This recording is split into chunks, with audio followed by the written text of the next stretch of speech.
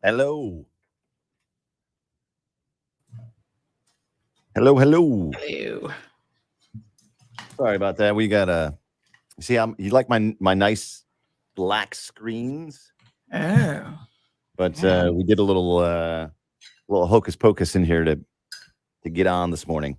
Gosh. So unfortunately, I don't have your fancy open, so I'm just gonna come out of the song and throw it to you. Okay. Okay. All right. Here we go, and we have to obviously be brief. We have 3 minutes. Here we go.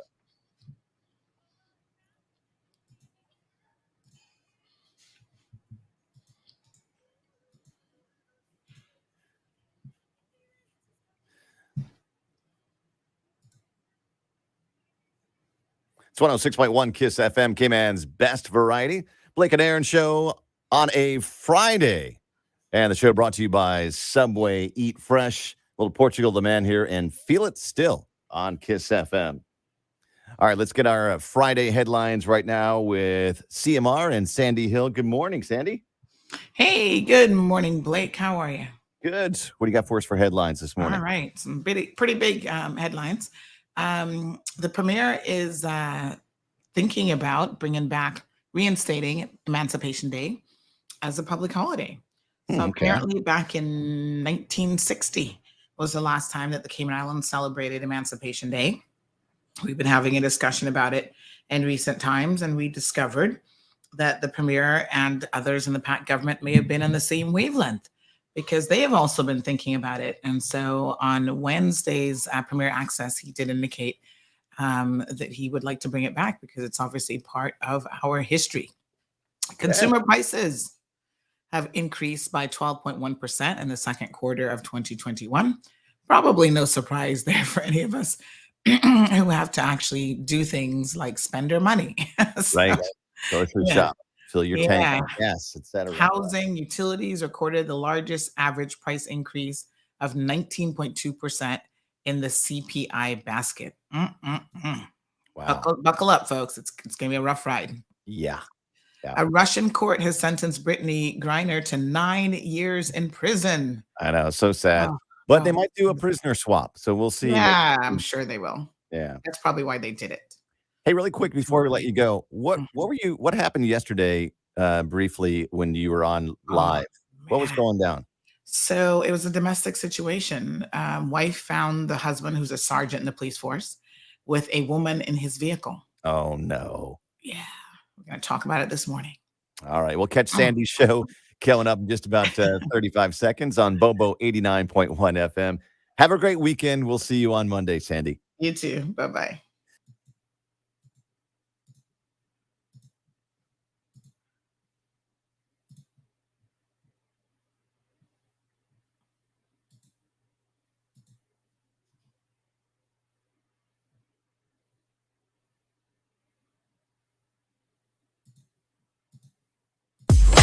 Peppermint, sorrel, ginger, beaver grass, or English. Get it ready.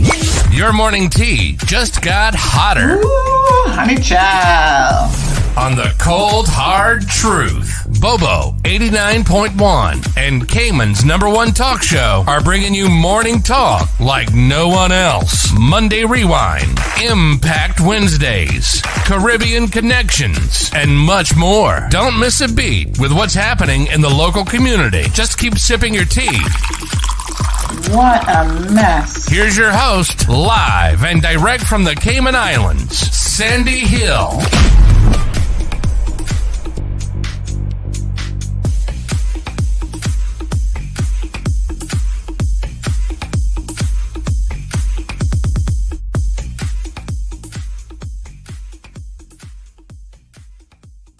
All right. Good morning, Cayman. Rise and shine. Get up and at 'em.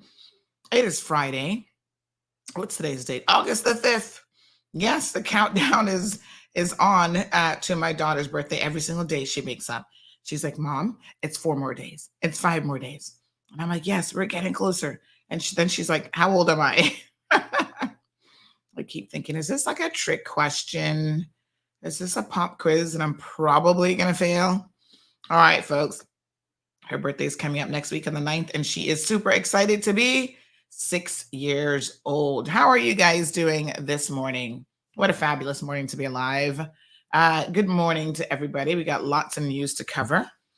Wow. Mm-mm-mm. All I can tell you is get ready. I mean, what a mess today is going to be. Oh my goodness. Some days are just messy.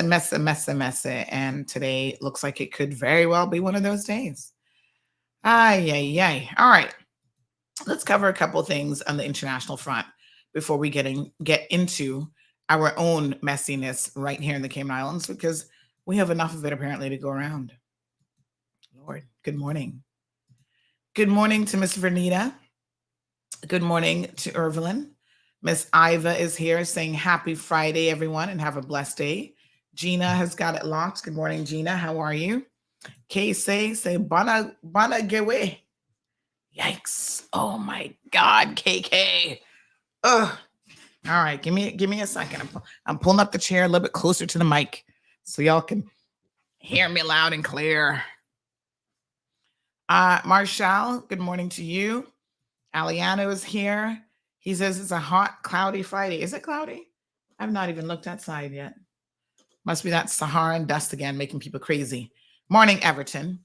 All right, so what are we looking at in some headlines this morning? You know, today is Friday, and normally we try to dig into our mailbag on Friday and answer some of your questions and comments and stuff that you've sent through. So we'll do some of that this morning as well.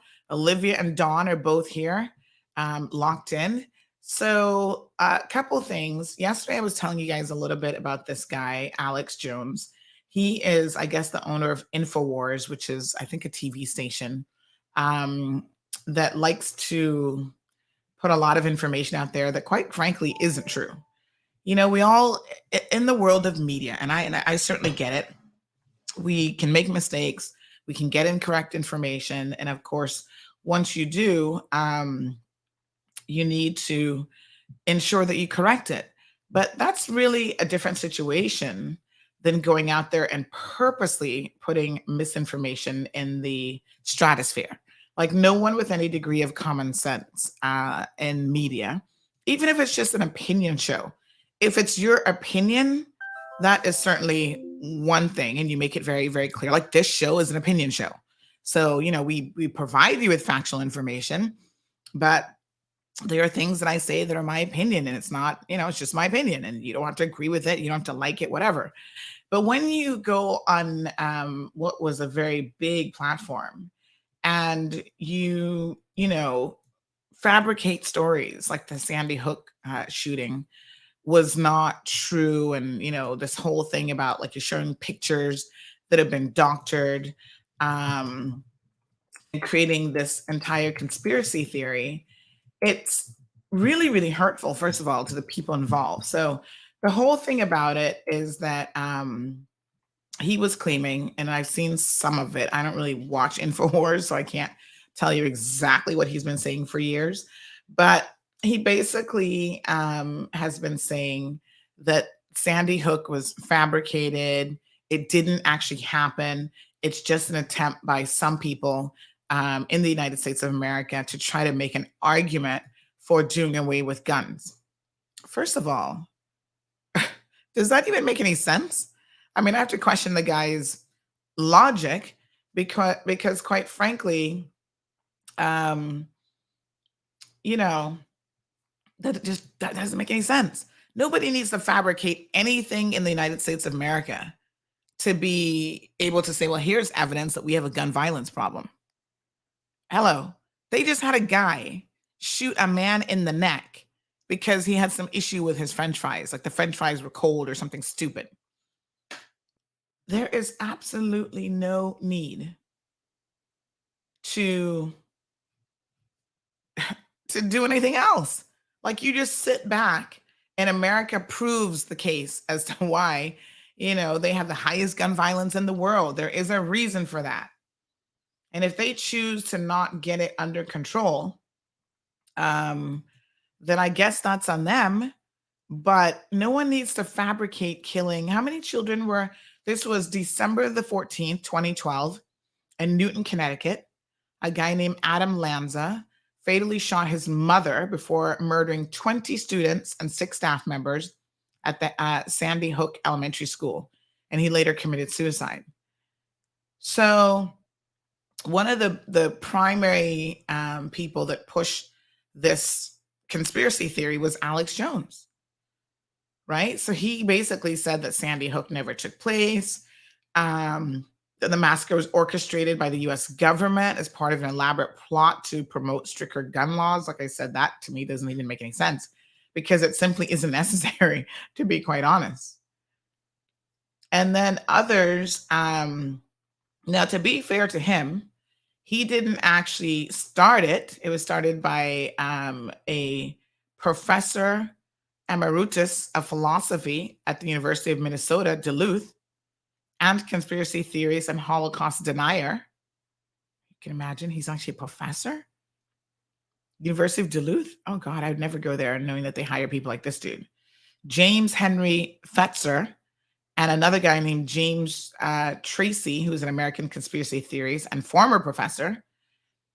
And they have all these theories about mass shootings where they can't even bring themselves to terms with the fact that these mass shootings are real. That's how delusional they are. But Alex Jones has a platform that he has been able to use it's called Alex Jones Show from Austin, Texas, where he has been able to popularize this particular conspiracy. So they've denied that it's happened. They've said that it's fake. They claim that it was a classified training exercise involving members of the federal and local law enforcement agency in the US, and that it involved crisis actors. So everything you saw was completely fabricated, and that they modeled an Operation Closed Campus, which was an Ohio school shooting drill that was canceled in 2011. So this is what he's been doing for years. The most interesting thing about him is at the height of his, his popularity, he was making $80,000 a day.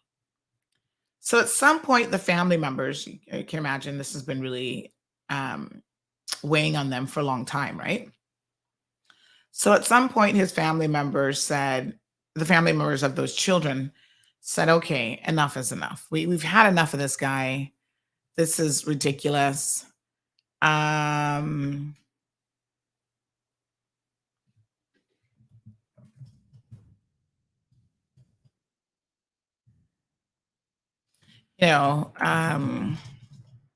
They really wanted to send a clear message.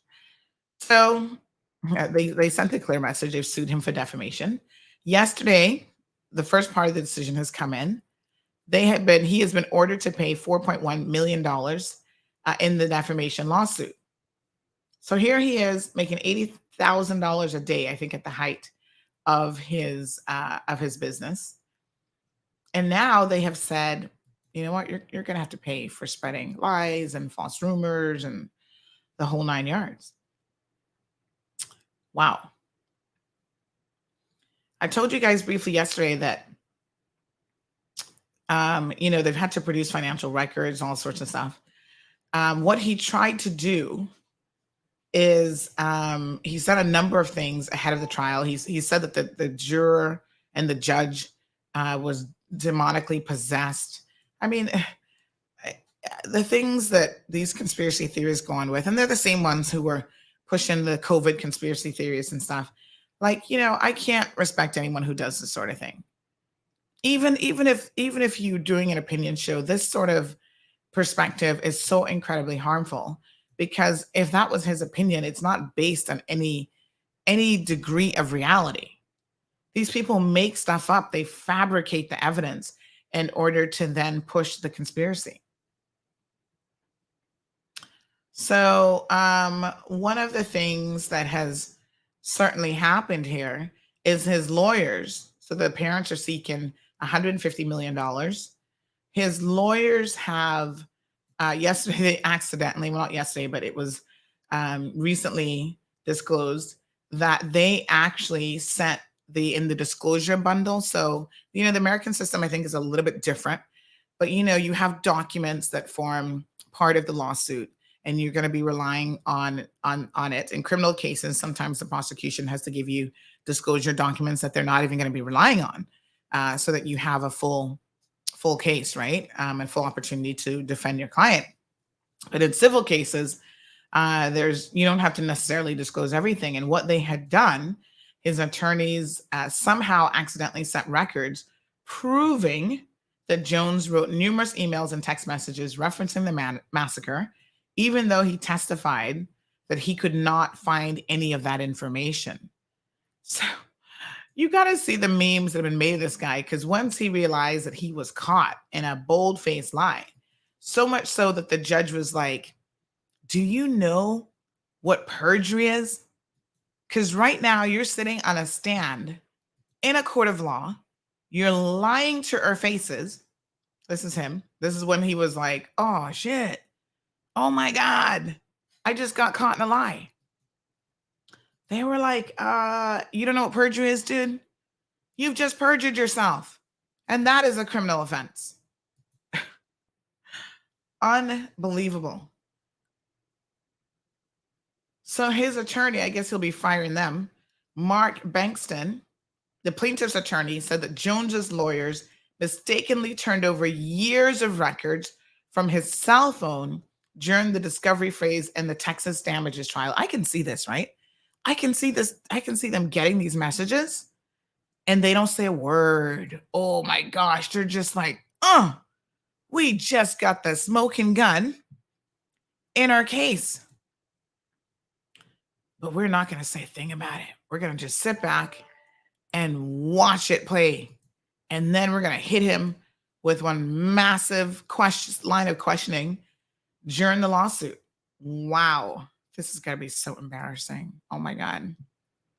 Anyway, it's a good thing for these poor parents, because they've been suffering for years having to deal with the stupidity of these conspiracy theorists. He had previously testified under oath that he had searched for the term Sandy Hook on his phone, but the search had yielded no results. This is what the liar said. And you see, I can call him a liar now without any fear of a lawsuit, because he's proven to be a liar in a court of law. He testified that he could not have written emails that referenced Sandy Hook because he does not use email. Oh my God. Like, really, dude? First of all, who in this day and age doesn't use email? Now, that's just stupid to even say that. So he claims that he doesn't use email, but the plaintiff's attorney was able to show not only does he use emails, he writes emails, and he has mentioned Sandy Hook on numerous occasions. He then insisted on the stand that he did not lie. And Bankston at one point said, this is ridiculous. Lawyers can get really, really frustrated by clients who are this stupid, really. He says, do you know what perjury is?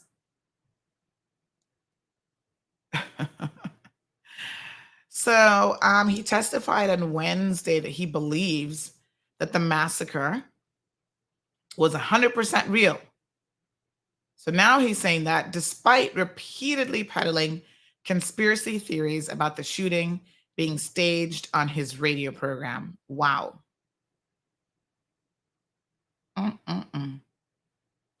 So a judge found him liable for defamation last year in one of several lawsuits that have been brought against him by the parents of the Sandy Hook victims. So now the current trial is set to determine the damages that he's going to have to pay. So the first bit of damages, $14.1 million, but they're not done. I'm just going to leave that right there. Y'all decide what to do with that. But I think it's fair to say that the families have some degree of comfort now, but it's not done, because from what I understand will happen next is there are additional damages that are being sought. So they could get a lot closer to that $150 million. So This was the phase now yesterday. This was the phase where, that was initial damages. And then today, jurors are going to determine whether Jones owes any punitive damages in addition to the compensation. So, yeah.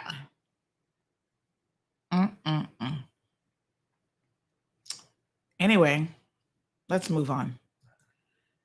In other surprising news, Brittany, what's her name now? Brittany, American basketball player. Hold on. Griner. She has been sentenced to over 9 years in prison for taking drugs into Russia. Now, listen, everybody is like, you should know that you need to know the laws of a country before you decide to go into that country. And there are some places in the world that are very, very strict with their laws. It's not like Cayman, where we have 2 sets of laws. You get caught with a firearm in this jurisdiction, you're going to jail for either 7 years if you plead guilty, 10 years if you plead not guilty and you're found guilty.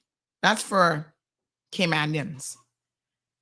If you're a visitor and you come here and you have a firearm in your suitcase, oops, I accidentally left it in the suitcase, you're going to get a slap on the wrist. Oh, we won't record any conviction. We're so sorry. Enjoy the rest of your vacation.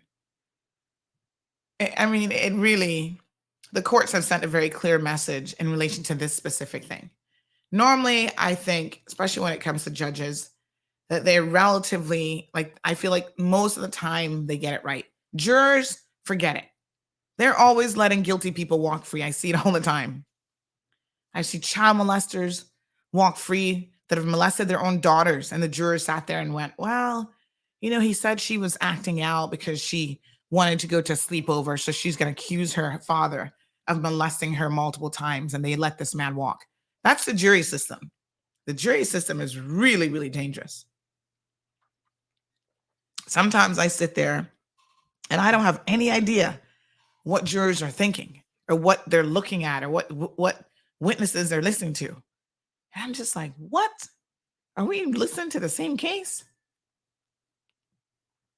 Anyway, when it comes to gun possession, ammunition possession, the judges seem to really let people walk, people who don't live here, visitors, and even the resident in Cayman Brac. Remember that guy? He ended up getting a slap on the wrist in the end. Nothing was convicted as far as I can recall for multiple weapons, ammunition, whatever. Well, it's not the case in other places in the world. So don't go as a visitor to represent the United States of America to play in a basketball game or conference or whatever the heck she was there for and play around with these places, because I tell you what, wasn't necessarily a large amount. I think she had some CBC, was it CBC? What was it? The oil and vapes? I can't remember exactly what she had on her. It's not like she was trafficking or anything like that, but listen, Russia is trying to send a message to America, and she just happened to have been caught at the wrong time.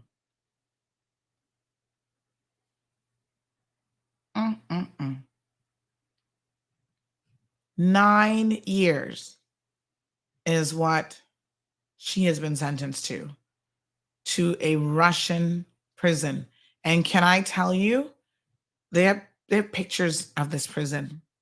And this is not somewhere that you want to spend probably even 1 year of your life. Now, listen, there's politics at play here, of course. We know what's going on right now with Russia, Ukraine, and, the U.S. doing the most in terms of sanctions. And yeah, Russia's trying to send a very clear message, but it's not the first time. Remember when there was a lady back in 2019? She was an Israeli American. She was sentenced to 7 years after Russian police said that they found marijuana in her luggage while she had connecting flights to Moscow. Huh? So, I suppose the president will find a way to get her out. I think the Russians want some guy accused of murder or something released, so they'll probably do a trade. But what a tough lesson to have to learn, that you need to respect the laws of another country. And I mean, they might seem like simple laws to her and maybe others, but it doesn't matter, right? Do I feel sorry for her? Mm, I haven't really, I don't know. I feel like it is what it is. Uh, she shouldn't have done it. I do believe that the sentence is excessive, but I guess the message is loud and clear now, isn't it? It's like when Americans go to certain Middle Eastern countries, they do certain things and they're going to get lashes for it. I mean, I think that that's barbaric. And I don't think in the 21st century people should be physically beaten by the state and given lashes for, spitting on the ground or even stealing a stick of chewing gum. But I think that, you know, at the end of the day, you've just got to respect the laws in another country. And if you don't know what the laws are, kind of reminds me of when I went to Cuba for the first time. This was way back in the day. Um, you know, I took some walkie talkies because we were told the internet service or phone mobile service was not good, and I was with people and I was like, okay, in case we get separated, we can whatever. And when we got there, um, they were like, listen, this stuff isn't allowed in Cuba. I didn't know the walkie talkies weren't allowed in Cuba. Thankfully, it was not an offense that could land you in jail. And so it was merely the sort of thing that they confiscated and they said, when you leave the country, we'll give it back. And I got a little glimpse in the room where they put stuff that they confiscate, and I was shocked to see what was in there. The Cuban government confiscates everything, like video games, consoles, all sorts of stuff was in that room. I was like, wow, cameras, they didn't want people taking photos and stuff. I'm like, huh? And this was in the 1800s. This was like, I can't remember when I first went to Cuba, but this was years ago for sure. But yeah, it's pretty crazy. So I think that they have requested some guy who's wanted for murder or something. They've requested that they exchange him. So we'll see. We'll keep an eye. We'll tell you how it happens. So she says that she did not expect to see the cannabis oil found in her luggage and had not intended to pack it, saying it ended up there by accident.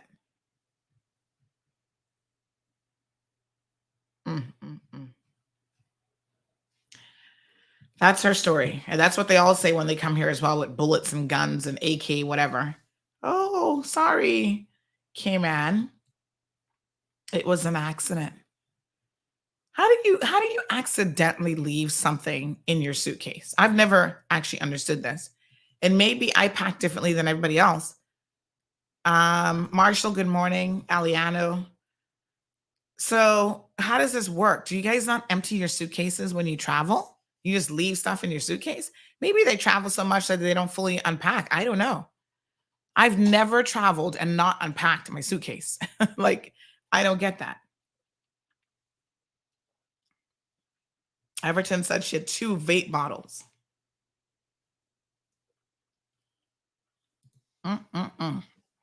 Morning, Dawn. Morning, Olivia. This Barbara's here. 2 vape bottles. 9 years for 2 vape bottles. Damn. And that's 9 years of like rough prison life. That's not Fairbanks. That's not Northwood. That is, woo, almost like the dark ages going into that Russian prison. Aliana says that, speaking of Sandy Hook, this was the same fringe nutcase that claimed the government was putting chemicals in the water that was turning frogs gay. And this is why, when people like this jump up on their COVID bandwagon, I'm just like, why am I supposed to believe this dude again? Remember, there was a guy at one point during the height of COVID. You conspiracy theories here in Cayman were circulating stuff about him and how, he says that this is the thing with COVID and da-da-da-da. And when I went and looked the dude up, I'm like, okay, he also said that he had a cure for cancer, and that was injecting peroxide in people. And he has been not disbarred, but what do you call it in the medical sense? Whatever the medical equivalent is of being disbarred. He's had his medical license stripped from him because he was treating patients with hydrogen peroxide to cure cancer. And you want me to believe what this dude has to say about COVID? I'm like, y'all are crazy. Legit crazy.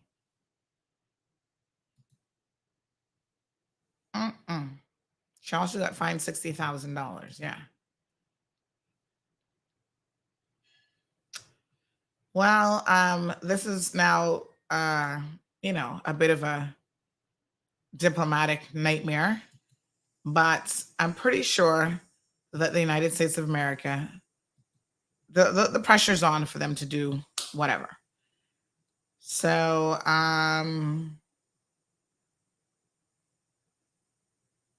the merchant of death. How many people did he kill? He was arrested in 2008 and later sentenced to 25 years in prison. And the Kremlin is saying that they're interested in a potential deal with the Biden administration to free the arms dealer. Oh, he's an arms dealer. Yeah. So he was sentenced for conspiring to sell weapons to people who said they plan to kill Americans. Interesting. The Russians might end up killing him themselves because, they do that a lot. They've got some Russian guy. I forget who that was the other day that was showing symptoms of a state assassination.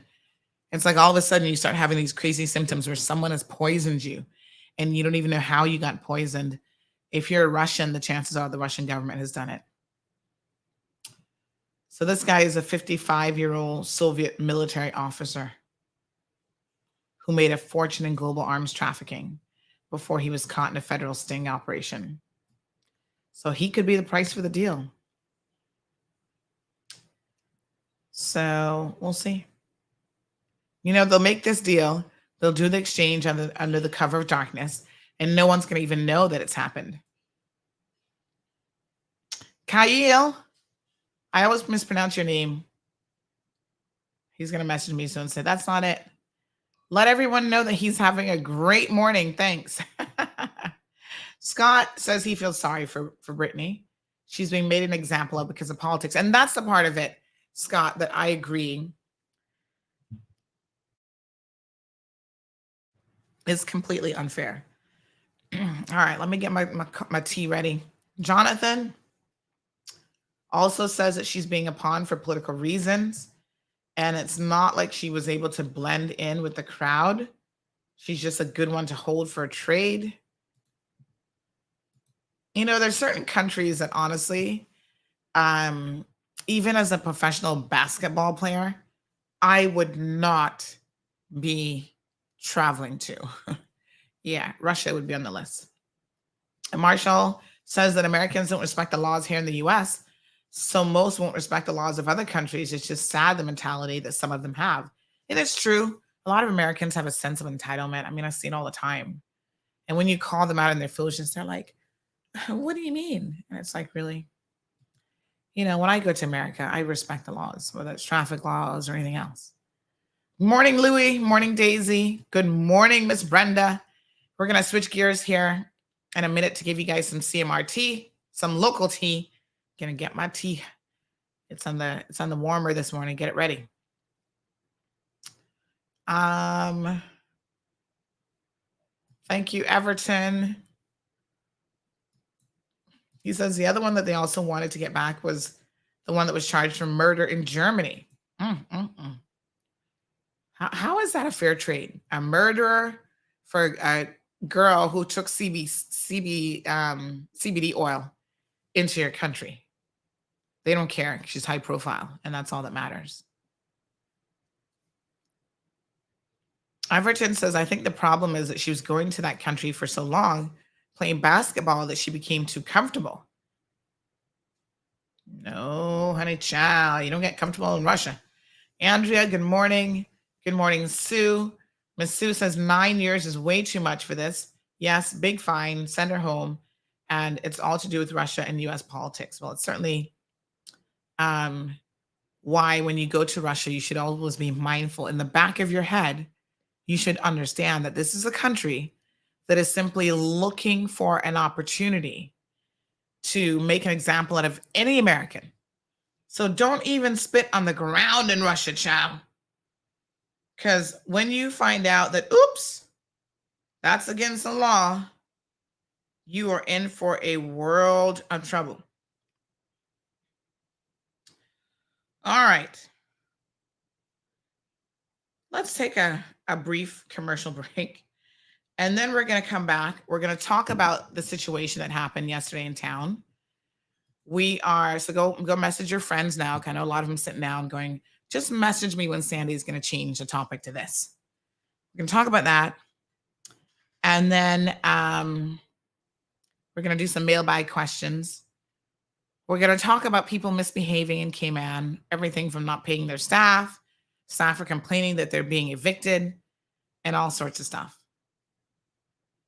I don't see somebody saying read their comments. I don't see any comments. This happened on Wednesday evening as well. I don't know what's going on, but Mr. Romelia said that she sent in a comment. Now I don't see her comment on the chat. So if I don't see her comment, I don't know. I can't read it. Miss Brenda says some people, especially athletes, flight attendants, detectives, etc., keep a go pack ready at all times. Her story is very feasible. She's prescribed it. A go pack for Russia. Child, no, sir. No, I like, my go pack is my toiletries. And I don't keep anything in there but toothbrush, toothpaste, a little comb to comb my hair, floss, eye drops, and that's it. Well, Jonathan, they say no, lack of knowledge of the law isn't an excuse. Ignorance of the law is not an excuse. Yeah. Kara says, now I sound like you this morning, like a frog in my throat. That cold bug caught you as well. It's going around for sure. A lot of people are getting it. All right. Brittany will be okay because unlike most of you, she's got connections. She's a big celebrity athlete. So the Biden administration will bend over backwards for her. If you go do it, Jonathan, ain't nobody calling no diplomatic phone to try to get you out. So don't be going to Russia and other countries doing stuff like this because your behind's going to end up in jail. Let's take a quick break, folks. And then we're going to cover this hot mess of a situation that happened yesterday in the streets of the Cayman Islands. Crichton Properties is one of Cayman's most trusted real estate companies for over 50 years. We offer a diverse selection of property listings and help our clients navigate the world of buying or selling their properties with confidence. Crichton is a name you can trust with our excellent customer service and family-friendly touch. Contact us today to list your home, land, or condo for sale by calling 949-5250 or email info@crichtonproperties.com. Crichton Properties, a trusted Cereba member. Healthy Life app is now My HSA Cayman. Securely access your health information and COVID-19 vaccine QR code anytime, anywhere. You can get the My HSA Cayman app by following the easy steps. Step 1. Search My HSA Cayman in your app store. If you already have Healthy Life, open the app and you will be prompted to download the My HSA Cayman app. Step 2. Download the My HSA Cayman app. Once download is complete, search for Cayman Islands Health Services Authority. Step 3. Login. Enter your username and password. This is the same username and password used on the Healthy Life app or desktop portal account. Having trouble with your login? Reset your password. Click Forgot Password on the login page and follow the prompts.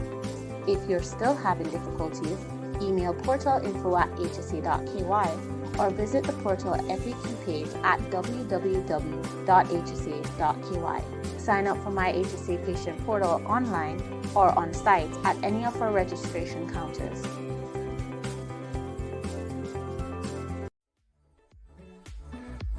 The Cold Hard Truth is Cayman's #1 talk show since it debuted in March 2020. According to independent research, we are the most listened to talk show in 2021, and most people prefer us to any other options on island. We tackle tough issues some days, and other times have fun and lighthearted discussions. But most importantly, the Cold Hard Truth is here for you. Thank you for your support as we continue to be the voice of the people in 2022 and beyond.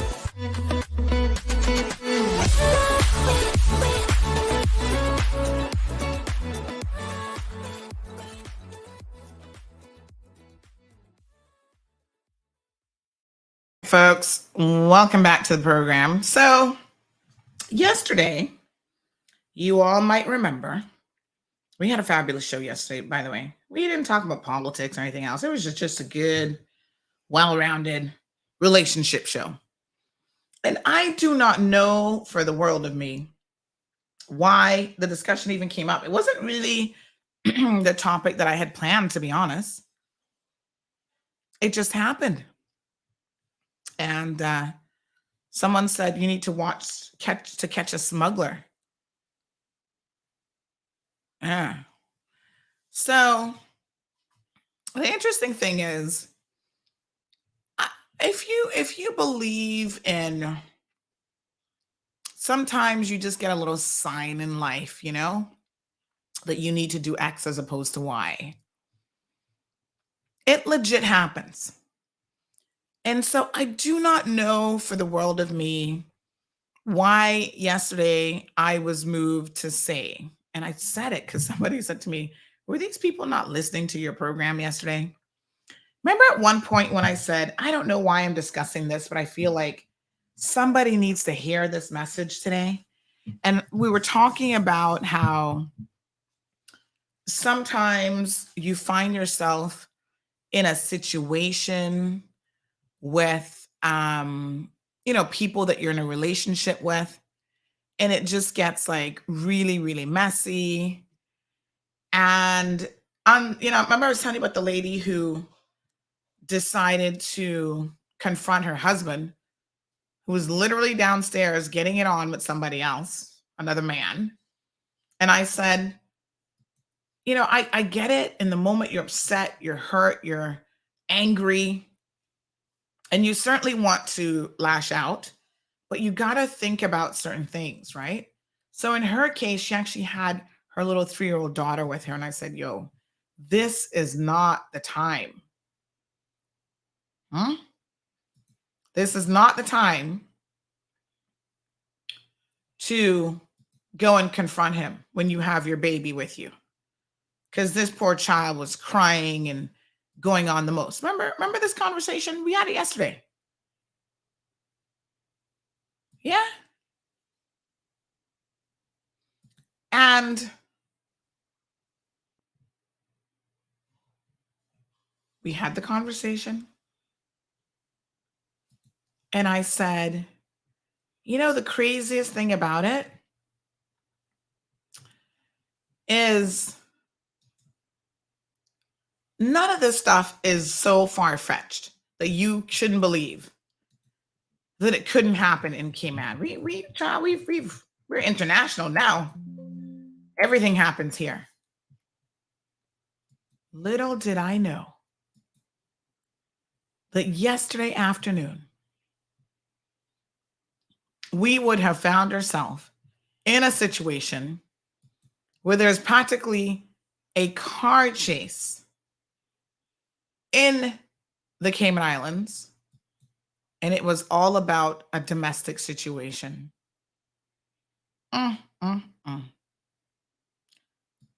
My mind is legitimately blown. So let me tell y'all how it went down. As is usually the case, I'm minding my own business. Now, I know y'all thinking, oh, Sandy, stop it. Honest to God, I'm driving. I was actually Gianna had just finished her swimming lesson. She needed to get her hair done because you guys know this child has, one head of hair, honey child. I don't know what to do with it. I'm completely useless when it comes to the child's hair. It is long and so thick. And my philosophy is this. I'll tell you why I rather take her to Miss Rocio. Miss Rocio washes it, puts in some braids. She looks pretty. We're good to go. First of all, I'd never be able to accomplish any of the looks in terms of braids that Miss Rocio can do. And I guess with time, with practice, 20 years later, when she's 20 years old, I'd be finally getting it.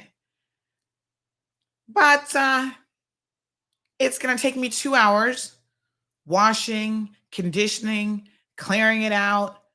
And to me, that's 2 hours of stress because she's going to be crying and it's taking you long and I'm done and I'm going to be getting upset. My blood pressure going to be rising. And that's like a tumultuous 2 hours with mother-daughter relationship when honestly, we could be reading a book. We could be, out in the yard playing. We could be doing so many other stuff with our 2 hours of time.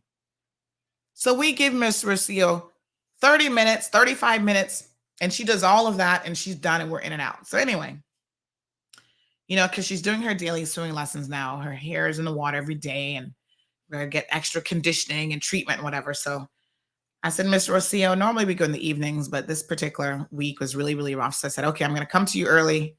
I'm on my way. All right, come on, Sandy.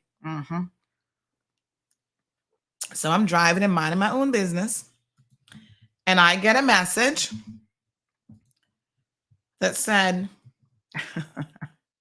oh, honey child. This person messages me and says,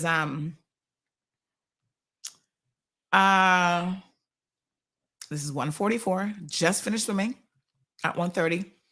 Sandra, what's going on at Automotive Art? Hearing some friction with a woman smashing someone's car and chasing him down, trapped in Automotive Art parking lot or something-ish. Apparently the girl found the guy with someone and ran his car in. And I was like, what the hell? Say what? Like I said, I was minding my own business up until that point. And I'm going to talk about, because some people are like, oh, you need to take the video down because that's their personal business. Well, when you go out in public with your personal business, it's no longer your business. That becomes the mall road business then. So I said, whoa, what the hell?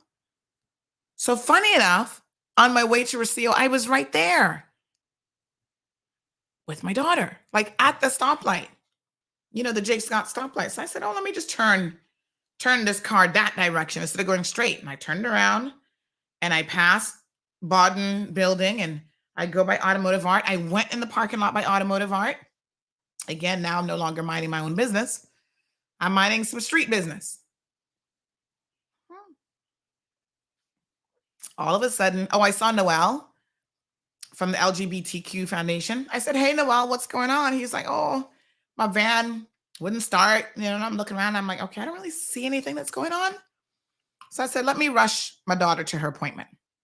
So I take her to the appointment and I keep getting messages. Now, I shouldn't say I didn't see anything because at the Bodden building, I saw Mr. Tommy Bodden, the owner of the building, and his daughter outside. It looked like someone had knocked down a palm tree at the side entrance, right? And I was just like, I wonder if this is connected. And I thought to second guess my source. I said, maybe my source got it wrong. Maybe it's just like a fender bender. Someone knocked over this palm tree, bent up the wire that was there. I saw them looking at it and I'm like, oh. So I took a few pictures of that and I'm like, probably no big deal. But let me take the pictures just in case. Because you know how it is, right? You see something popping off and you don't know what it is. My reporter instinct now is like, just take the photo and later on, it'll make sense. And you'll be able to use that in your news story. So I said, okay. So I dropped Gianna off and I keep getting these messages. And I said, no, man, I must have missed something here. This is not very good detective skills on my part. I need to get going. So I said to Rocio, I said, Rocio, I'll be right back. Gigi, I'll be right back. I get in the car again. And I make my way, once again, to the scene of automotive art. And I start asking some people some questions. They're like, oh, look over there. So. And I was like, oh, there's a whole slew of police officers. I thought there was an investigation going on with all the officers I saw on the scene. FRU was there. Was that Mr. We were talking about him yesterday. Wasn't that Mr. Inspector? Oh Lord, what his name is again? Brad Ebanks. Was that Brad on the location? Child, I'm the worst with names. I got to be honest with you. I know the faces, but when it comes to the names, child, I never can get it right. So anyway, I saw them there with what appeared to be a woman on the ground, and they had the sun visor like shielding her. And I said, well, it is kind of hot out here. Has she had a heat stroke? Like, what's going on? So I snap a couple of pictures, and don't want to get too close because, you don't want to, if someone's having a situation, I still want to respect some degree of, although they're in public and not really entitled to any privacy, I'm still like, maybe she's having a moment. So we're going to just, let them. So then I see the ambulance come and they pull in and they put this person in the back of the ambulance. So I said, oh, wow, here we go.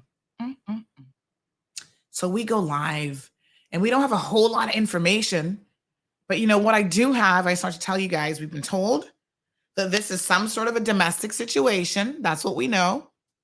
And that supposedly the woman found her husband with another woman in the car and she might have rammed the vehicle or something like that has gone on. So we did a little live stream and everybody's like, ooh. And I went up on the little hill there in Automotive Arch and child trying to get back down. I almost rolled down the hill. I would have been like Jack and Jill rolling down the hill, busting my crown. And then as luck would have it, so I'm there for a while. The police not gonna tell you anything. They say hi. They're always super friendly. And I'm still thinking, why there's so many police officers here? That's unusual, even for this kind of domestic situation.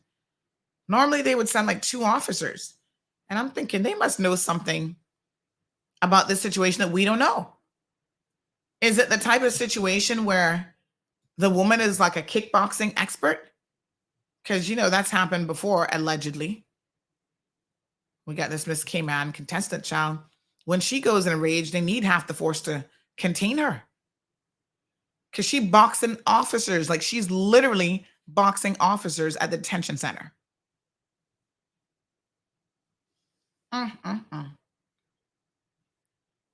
She has the strength of 5 people when she's in a rage. So I'm thinking, I don't know if this is what's going on here. Anyway, I go back and I start getting the voice messages from people who've seen the live. They're like, Sandy, I just saw your live and I had no idea. This situation started down by Cayman Airways in that vicinity. One eyewitness saw it by refuel, by the roundabout. The chase was on. Another lady was like, I thought it was a police chase when I saw it. I thought the police was chasing someone in an undercover vehicle. I'm like, the police? Like, what? This wasn't just an incident that happened at Automotive Art. It ended in the parking lot of Automotive Art, like the side parking lot. But that's not where it began. It began all the way down by Cayman Airways.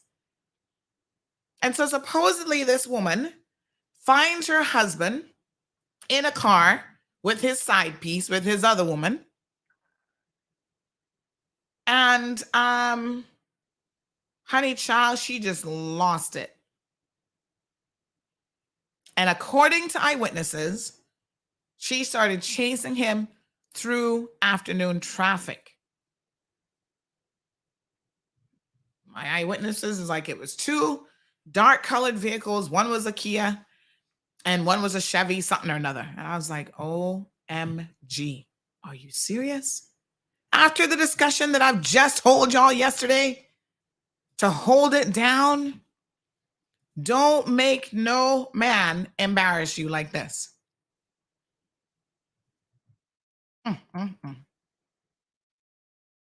Or woman for that matter. Wow.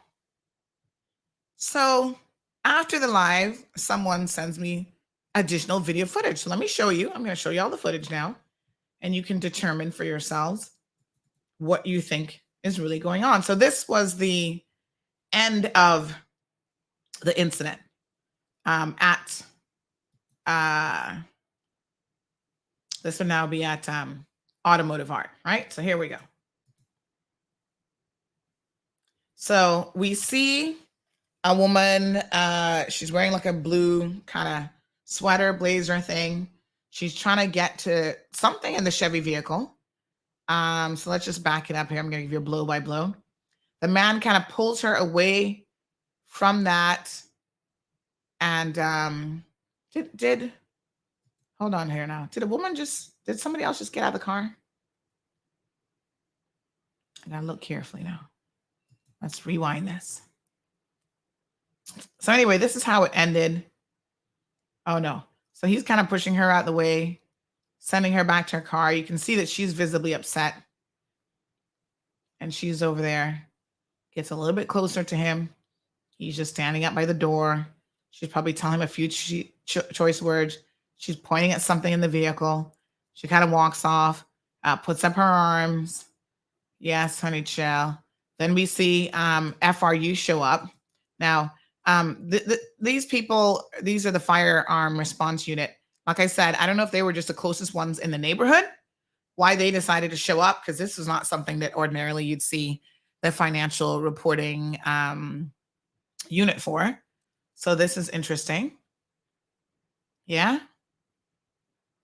So there they are now.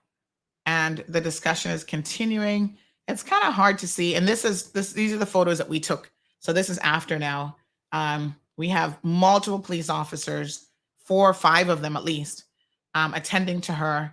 And they were shielding her with the heat, the sun visor, right? Giving her some assistance. And this is what part of the damage was. So they took out, this is the entrance to Bauden building. So they took out the palm tree and bent up. I don't know what else was there, because that metal is there, I'm supposing, for a reason. So they knocked down that little miniature palm tree, and there's the rest of the palm tree. Ended up over by the building. Poor Brother Tommy. He's like, y'all need Jesus. I could hear Brother Tommy now. He's like, y'all want to come to church with me on Sunday? Because y'all need Jesus. Y'all need to be praying about stuff. And so there's that little palm tree now that has had a premature life because of this situation.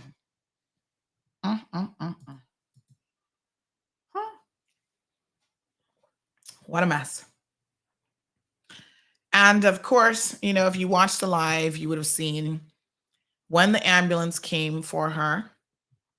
And, you know, the ambulance took her away. Now, I don't know. When I see stuff like this, I mean, I'm not there with a magnifying glass examining. I don't know who these people are. But it didn't take long for people to start messaging me saying, Sandy. And some old friends, Sandra, you don't know who this is? And I'm like, no, am I supposed to know these people? Good morning, caller. Welcome to the program. Oops. Hold on, caller. There you go. Good morning. Good morning, caller. Welcome to the program. Miss Sandy, Yes. Good morning. it's not financial reporting, it's firearm response unit. It's what did I call them? It's not financial reporting. Did I say financial? You did. Firearm response unit. Yes, that's what my brain was saying. I said the wrong thing. Thank you so much, my love. I appreciate it. She might have to report him to financial reporting too, from what I'm hearing. But anyway, thank you. I appreciate it.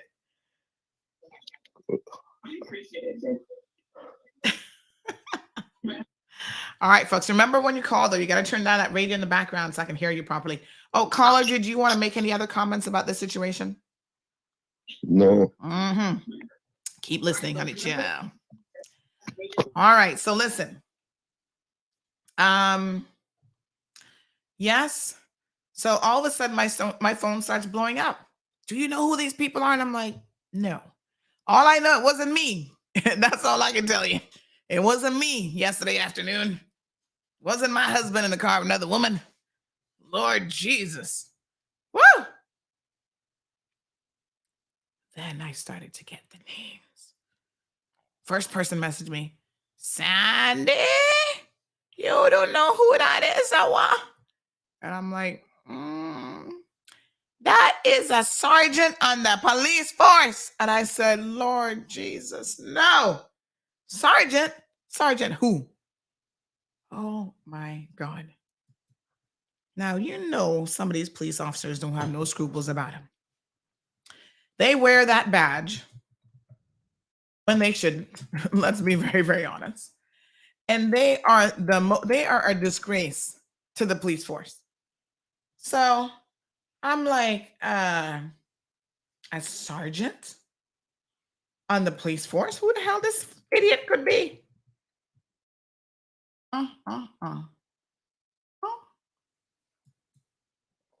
Well, here is the sus. Y'all want the sus? Who wants the sus, sir? Shall I just stop the story right there? Good morning, Cayman Detailing. Rocio says, lovers prosecution in town. I don't know if it's a prosecution or persecution or both. Miss Darlene, good morning. Miss Morna, she gives some good advice. She said, Sandy, like I said yesterday, stealing love on the side. She don't belong to him and he don't belong to her. Happens every day. And if night can turn to day, suddenly we would see a lot of stealing love or borrowed goods. Lord Jesus.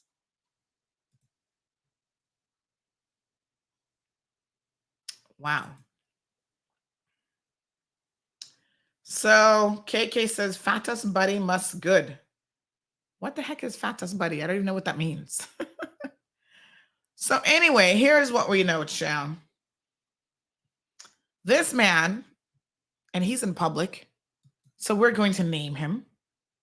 If you don't want your business in public, what you do is you keep your business off the streets. It's as simple as that. And I'm going to talk a bit more about what our policy is when it comes to these videos and stuff, because I got people, oh, this is a private affair. How the hell are you going to have a private affair in public? That's not how this works. Anyway, private affair, all right. We got Stacy here. First of all, JD, this is like the comment of the day. You need yourself, message me. You need a waffle from Waffle Monkeys for this. JD says, rice and beans will forever be my favorite side. JD is one smart man. He is like, I'm not playing around with no sides because that'll get you in trouble. And I've never seen rice and beans get anybody chased in the streets yet. So Stacy says, nothing new.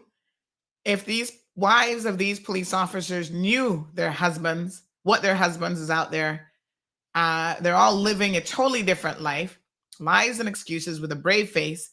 Even in their uniform, they have no respect. Yes, police officers, prison officers, they feel like the uniform gives them something extra that makes them a little bit more attractive. And so that they can approach women when they really shouldn't be. It's happened to me. An inspector in the RCIPS kept messaging me on Facebook. This was years ago. I wasn't yet married. I was a single woman, but he was not. And I'm like, dude, why are you messaging me? Are you not a married man? And the dude kept messaging me. I said, no, I'm not interested in going out to dinner with you. They always got some story about why they're still married and this and that. Police, an inspector and sergeant in the force, y'all don't have no scruples. Disgrace an entire force. So Darlene says that's why Inspector Brad was in the seat. Yes, it all started to make sense. Angie and Miss Darlene, they were all out there. Firearms response unit showed up because it was one of their own, a sergeant. Vicky says she got her cough in. It's hot. Firearms response unit. I keep saying something else, but that's what it is. So Sergeant Sean Bodden has disgraced himself and his family by continuing to engage, and apparently it's nothing new from what I'm hearing, in relations with a woman who could probably be his child. Not probably. He's 48 and she's 19. She could definitely be his child. Oh, Jesus. Oh, Sandy gonna bring the story ahead this morning. Now, since the sergeant is so bold to be caught in public by the wife yet again, because I understand that apparently he's been in this relationship with his child, and she is a child to him. Let me be very clear. You're 48 and she's 19. She is a child to you. Yes, technically she is barely legal. Okay. He's been dealing with her from when she was at least 17 years old. A sergeant on the police force, a big man in his 40s, can't find, even if you're going to cheat, which you shouldn't be doing, but let's just say, even if you're going to do that, there's so many things just egregious about this situation. You can't find somebody more age appropriate to cheat with.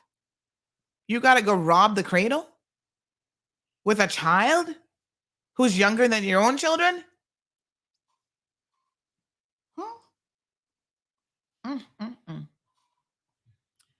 What a disgrace.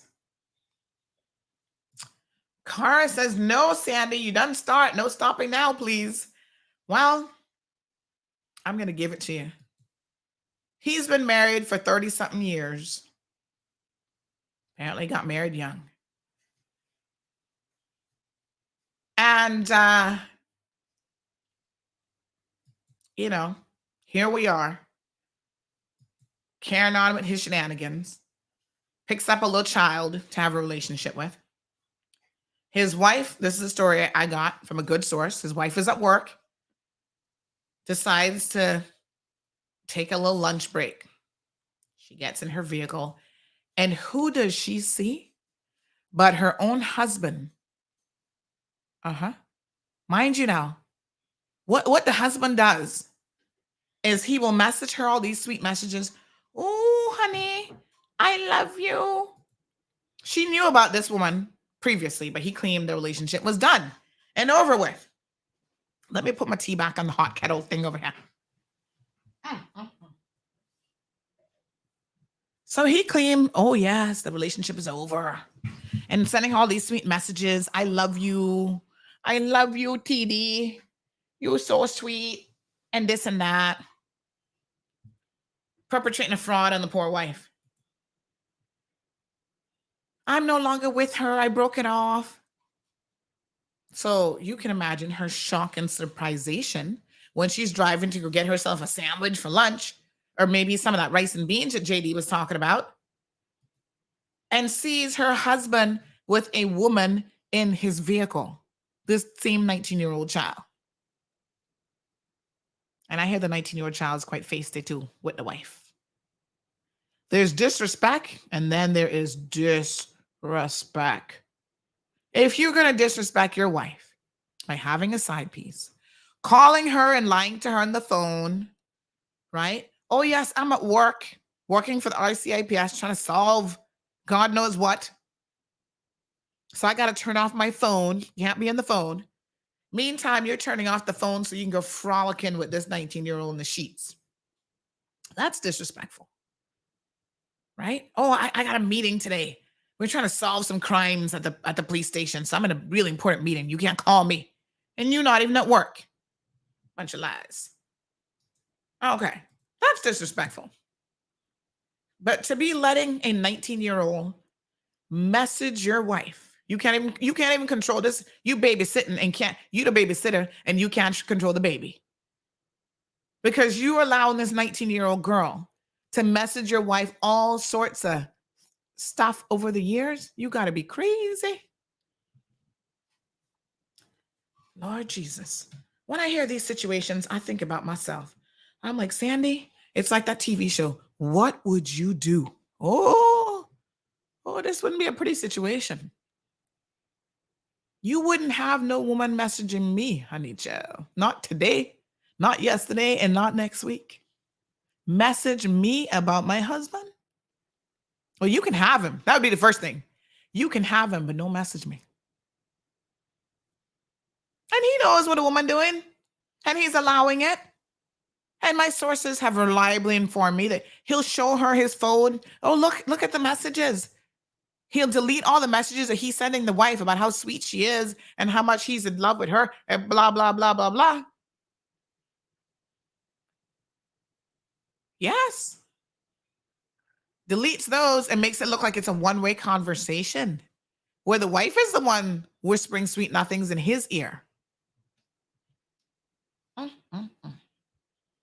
Anyway, the wife saw him yesterday afternoon. And yes, she lost it. That's without a doubt. She lost it. Apparently, he made the woman get out the car. He told her, must run for it. Run! Run, Forrest, run! And the wife was dead set on him. Now, here's some behind the scene story. Apparently, he had some money to pay the guys doing some repairs on the matrimonial home. And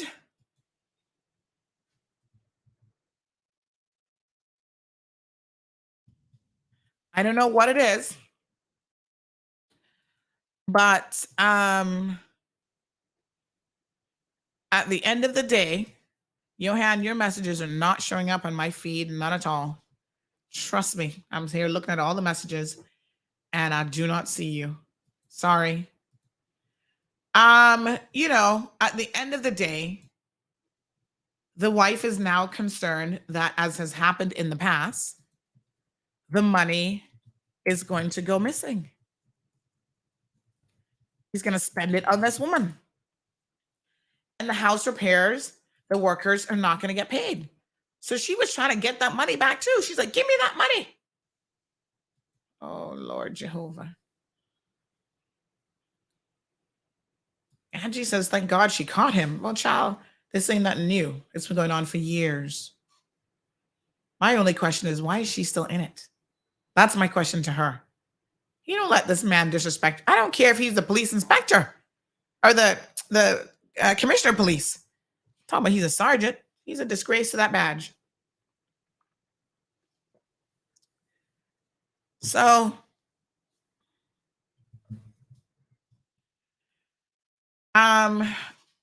sadly, when it goes into public, so Johan has sent in a comment. Unfortunately, his comment doesn't show up, but he says, how is this news, though? In every situation involving fidelity was reported in the news, there would be zero space for anything else. Let people live their lives in drama. Ja will sort it out. It's news because it happened in public and there was property damage and there are resources, police resources. Those 5 officers, Johan, wake up now. Get your Milo. Those 5 officers that were at the scene dealing with this, plus the EMT, plus the firearm response unit, they had better things that they could have been doing. Instead of reporting or responding to an incident with one of their own being messy. And y'all want to hear the worst of it? Well, I'm not done telling you the backstory yet. This is just what happened yesterday.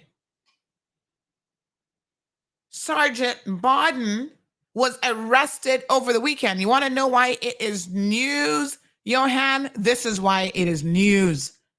The man was arrested over the weekend for assaulting said wife. Oh, y'all wasn't ready for that bomb. Now, were you?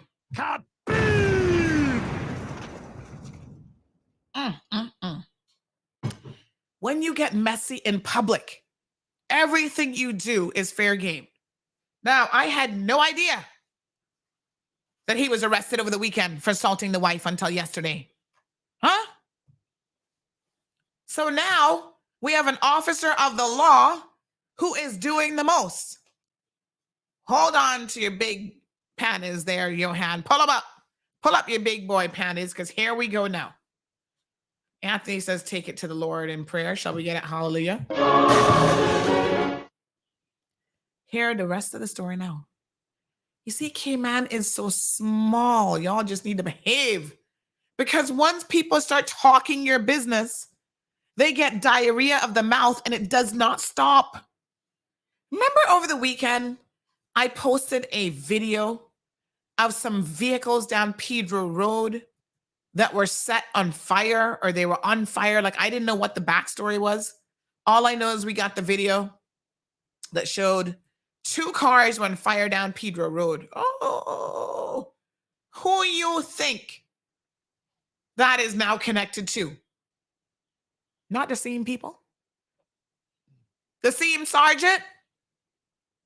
So over the weekend, there's a domestic incident with your wife that gets you arrested.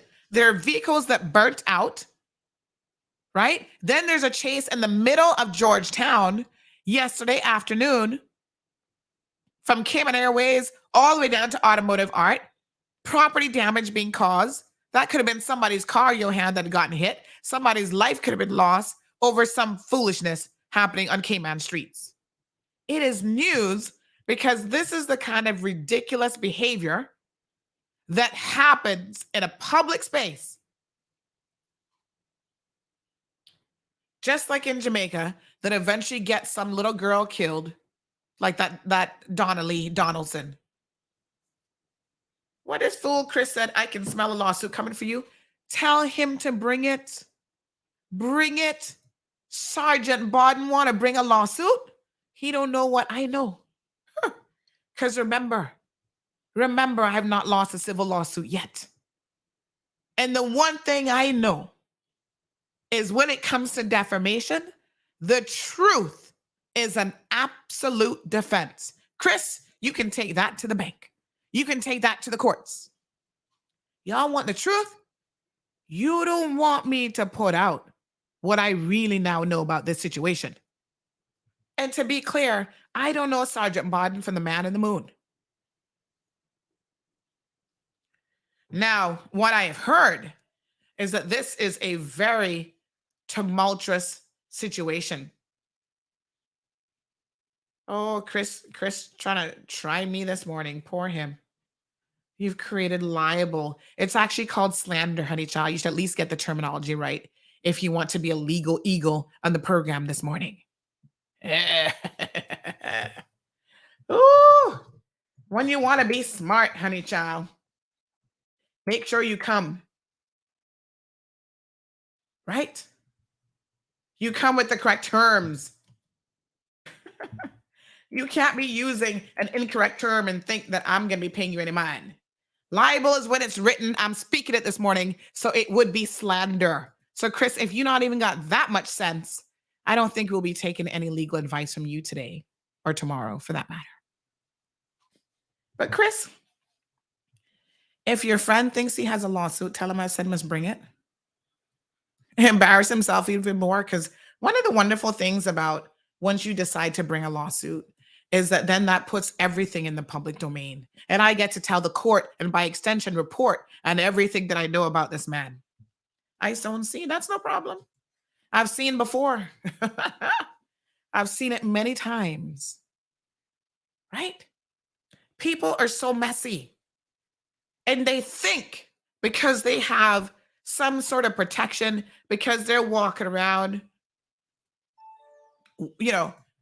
wearing this badge, that they're going to be protected forever. Well, now you will put it in the public domain. And I feel sorry for his children. I feel sorry for everyone who has, Andrea said Chris is a fake account. Probably. I feel sorry for his children. Oh, yeah, that's definitely a fake account. Oh, child, that was just created 8 hours ago. Oh, poor Chris. Who are you really, Chris? Let's go ahead and block Chris, because he doesn't even have the balls to come on CMR straight. If you're going to come at me talking about libel and slander, no, he didn't say slander, libel, be who you are. Show your face. You're big and bold. Show me who you are. This man has embarrassed his own children. They messaging me saying, oh, this is their personal affair. It's no longer personal when you have an altercation in the middle of town, right? In front of everybody. And you got everybody messaging me and talking about your business. It's not personal at that point. Oh, they got me so worked up that even my sinus is getting worked up here this morning. Let me take a little break so I can sort that out, because I want to make sure y'all hear me and you hear me extremely well, because I'm not finished with this story. Hey Cayman, los saluda DJ Yoyo, The Energy, y estás escuchando The Cold Hard Truth con la voz del pueblo, Sandra Hill, todas las mañanas, 7:30 AM, only on Bobo, 89.1 FM. Mga kabayan, nakatutok po kayo sa Cold Hard Truth, hatid ni Sandy Hill, ang nangungunang talk show sa Cayman, ang boses ng masa.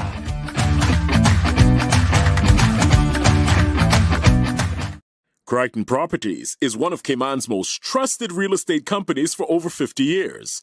We offer a diverse selection of property listings and help our clients navigate the world of buying or selling their properties with confidence. Crichton is a name you can trust with our excellent customer service and family-friendly touch. Contact us today to list your home, land, or condo for sale by calling 949-5250 or email info@crichtonproperties.com. Crichton Properties, a trusted Cereba member. All right, folks. Is there no code of conduct for police officers and people serving the public like this?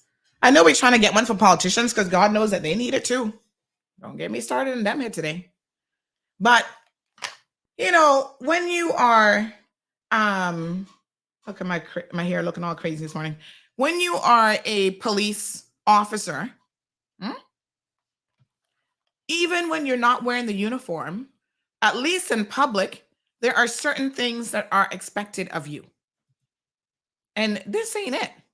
Now, I'm not giving this woman right by no stretch of the imagination, because what she did is definitely wrong, right?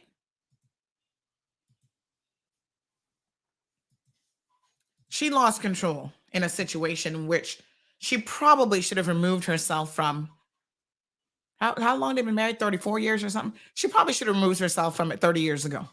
And she wouldn't be having this headache with this man now. But for sure, over the last couple of years, she's known about this other woman in this relationship with a child adjacent. And she should have removed herself from the situation, but she keeps hanging on and believing him and his lies.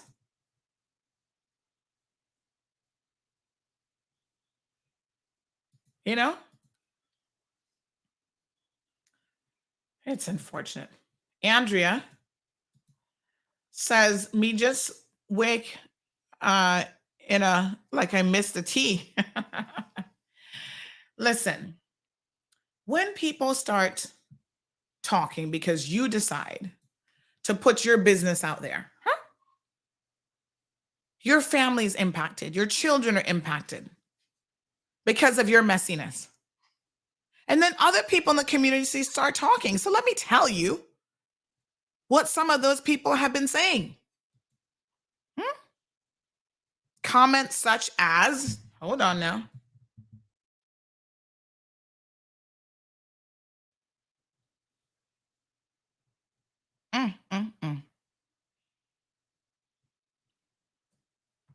It's been alleged for a long time that he's been a dirty cop, always mixed up in something. I heard he's been suspended before, once or twice. One was some drug mix-up. But I guess so many are involved in corruption that there's nothing sticking to them. This is what people are now saying about him and the entire police force by extension. Makes everybody look bad.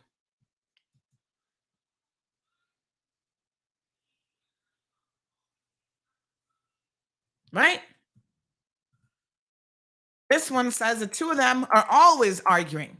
This weekend, ambulance was at their house and there was a fire in the empty lot where they kept some cars. On a good day, you can hear them arguing if you stand in the church parking lot. Which church parking lot? Pedro. They live down by close to Pedro Castle. What? Oh yeah. So on a good day, you can stand up in the church parking lot of all places and hear them arguing. It is time to leave this relationship before you end up being another Donna Lee. Why are you staying with somebody like this? This next person says, amen, speak the truth on these disgusting people.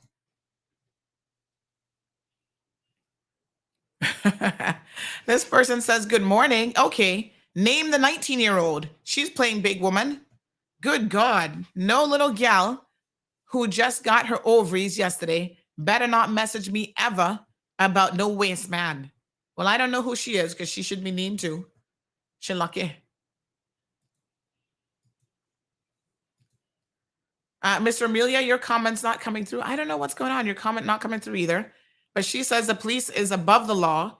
They're always breaking the law when they should be holding our laws. Yep.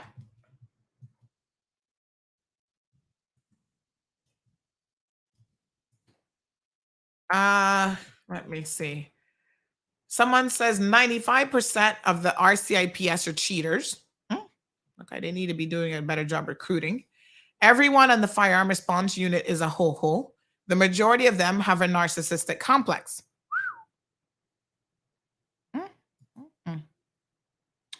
Wow.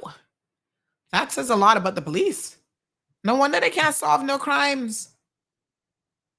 They're too busy doing other things, pretending that they're at work when they drive around with their side piece in the wife's car. This person says not to pour salt on the police wounds, but whatever became of the dead police dog remains. Just tossed in the bin? Probably. I too was wondering about that. Since they were hiding it and not reporting it, they probably just threw the poor dog on a trash heap. We could hope that they probably at least cremated him, but who knows? Sure. Let's see. This one says, he's a good officer who's in a bad relationship. Well, I don't know nothing about his policing, but he's making his life messy. He wants to leave and has wanted and been trying to now for years, but she doesn't want him to go. Nobody can keep you in a relationship, folks. This is stupid now. Somebody doesn't want you to go. You can still file divorce papers and you can move out and move on with your life. This person continues. He has told her over and over again he's leaving, but she won't let him go. Well, I can tell you that apparently she has messages saying the opposite. So this man is playing games with people. That's what he's telling you all. This is another man sending this, and you know how you men like to play. He's not happy in his marriage and has been trying to leave, but she gets violent as what happened yesterday. To my knowledge, he's never been mixed up in any corruption, especially to do anything with drugs. Well, you're mixed up in a mix-up now that's making people even call you potentially a dirty cop. So who knows? This is why you try to keep yourself above reproach as much as possible.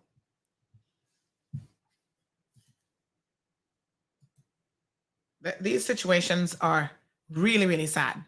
So you're in a relationship with someone that doesn't want you to leave and you don't know how to call a divorce lawyer. Big man like him, almost 50 years old. He wouldn't be the first one to leave a spouse that did not want him to leave. It's called get a divorce lawyer, file a divorce, and leave. No one can make you stay in a relationship. So, Miss Ruth, this morning, there are people defending him saying, you're the problem. That you're the one who's abusive. You're the one who doesn't want him to leave. Stop playing these games because this is how people get hurt. This little 19-year-old, she's stupid. She doesn't know what she's in for. And she's the one who's going to really get hurt and get crossed up in the, got caught in the crossfires of this situation.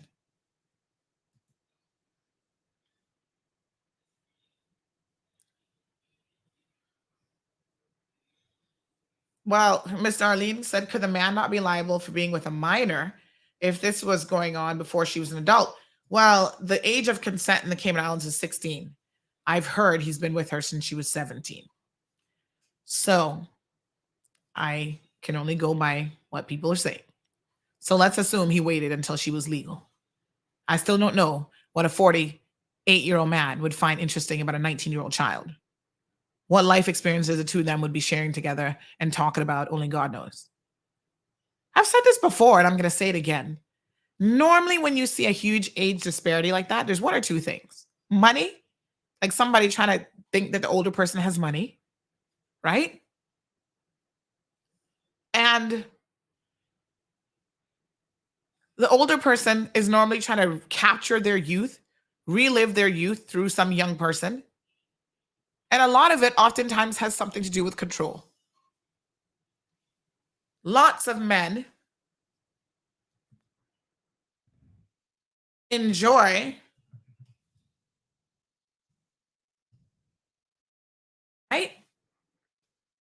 being with a woman that they feel like they can control every move. That's why they come sugar daddies, because they're your daddy. He got to tell you what to do. You answer to him like your child.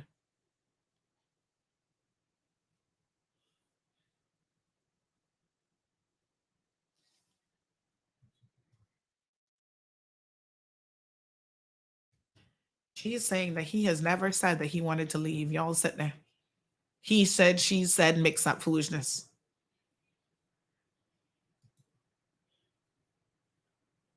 Dean says some of them needs to be exposed. Yes, talk up the things, them.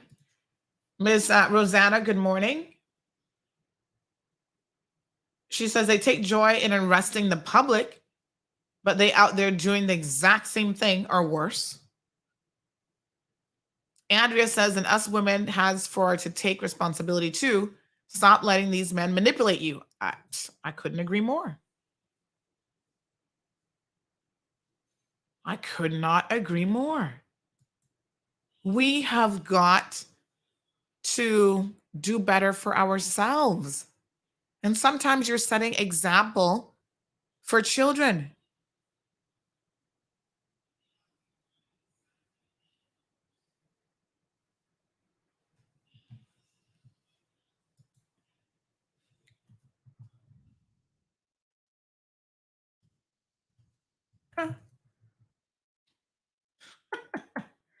I saw her say after 2:00 this morning, he was still calling the wife. So y'all take that. Talking about he trying to get out. The man, obviously, narcissistic personality disorder. There should be a whole catalog of photos next to them, and this might be one that's at the top. Morning, Debbie. Debbie says, RCAPS, what a mess. Well, since it's in the public domain now, and it has become our problem, right? Our resources being used on this kind of foolishness. I would love to know what the RCIPS has to say about this.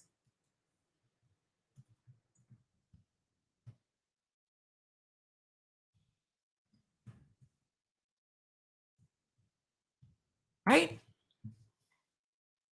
He was supposedly arrested over the weekend. RCIPS? Can we get a confirmation on what charges will be coming? Is he on suspension? What's the deal? Blissful Powell says, my 2 cents, if it has been 34 years of happenings, this is your life. Everybody loves differently these days. None left after 34 years, none going leave. Now brace on ourselves. But anyhow, I'm holding on for the other news because this one is years of ongoing typical. Next news, please. Well, Blissful Powell, the truth of the matter is that, these people have put this behavior in the public domain.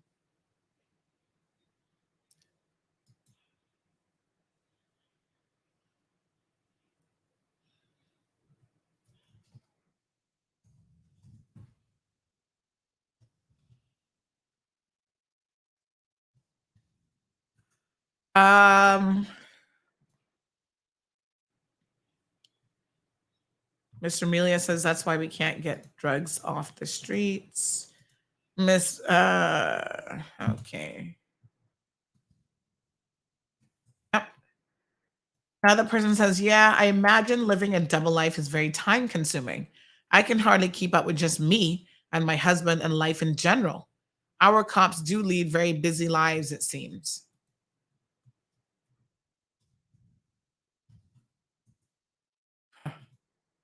What a mess.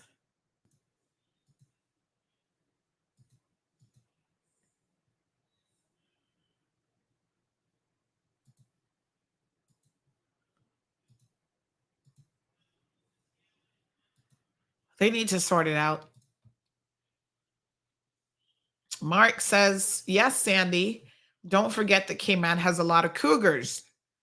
Well, we might have a lot of cougars. I don't know. I'm not on that end of things. I'm sure they exist like everywhere else.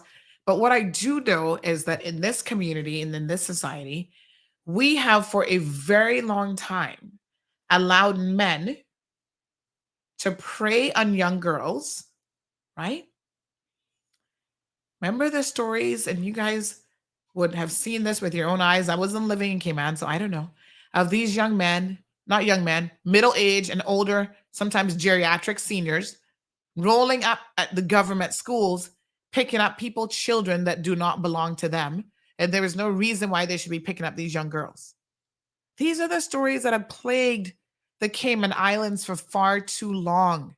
Y'all were very bold with dealing with barely legal or underage girls. And as time started to change, it became less acceptable to do those types of things. Then you would start making trips to Cuba, Honduras, and Jamaica, where you could get an underage girl very, very easily for the right price. Every weekend, some of y'all flying to Cuba, and you don't think that we know what's going on. Really? To say that you're an embarrassment and a disgrace to the community is probably an understatement.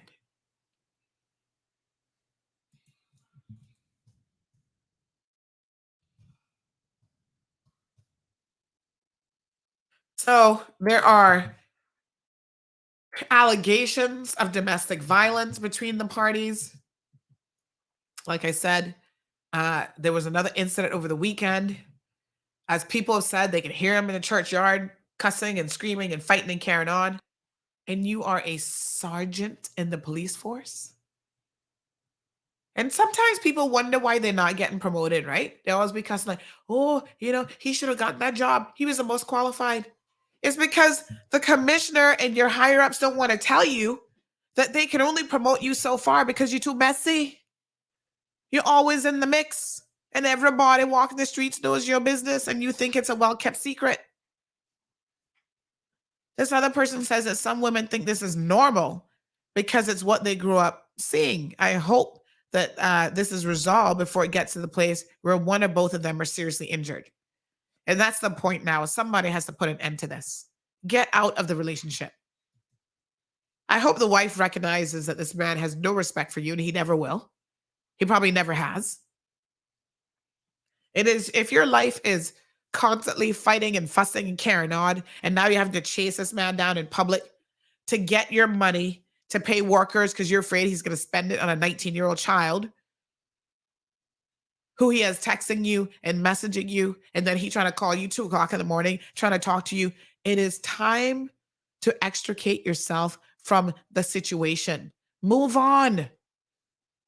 This is not a good look for either of you.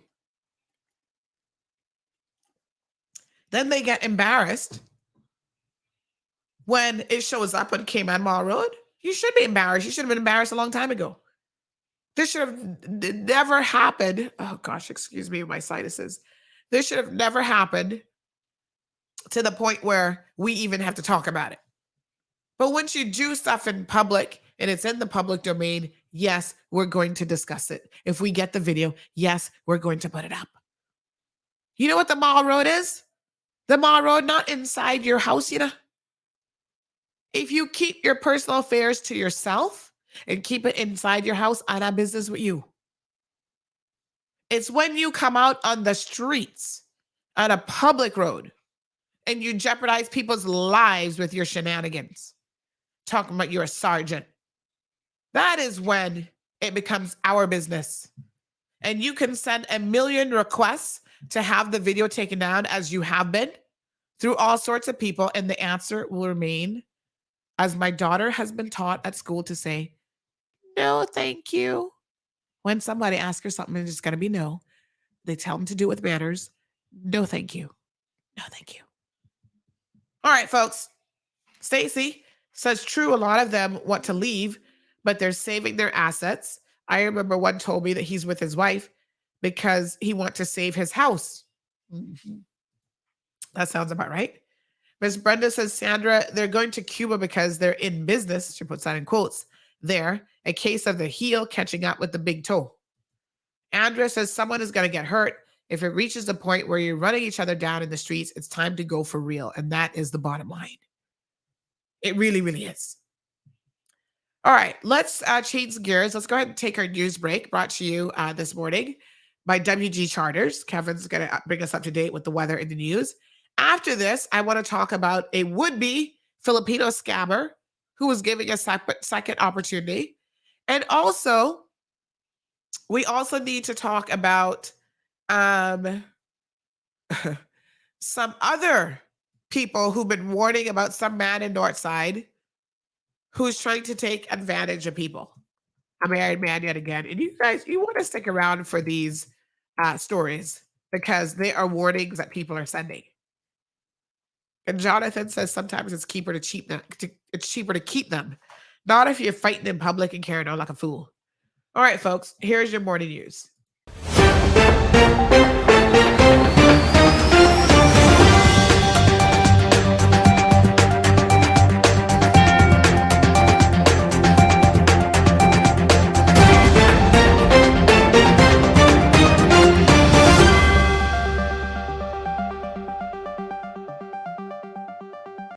Hello, I'm Kevin Watler, and this is your CMR Daily Buzz.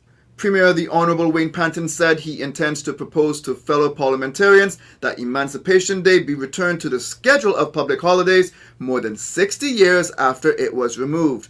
Mr. Panton was speaking on Premier Access with Sandra Hill on Wednesday. He said he was listening to the discussion about Emancipation Day a few days earlier on The Cold Hard Truth and realized there was a renewed interest in having Emancipation Day as a public holiday. You know, we celebrate things like Discovery Day, as if somebody wasn't around, or why would we celebrate Discovery Day when we have something much more important like Emancipation Day?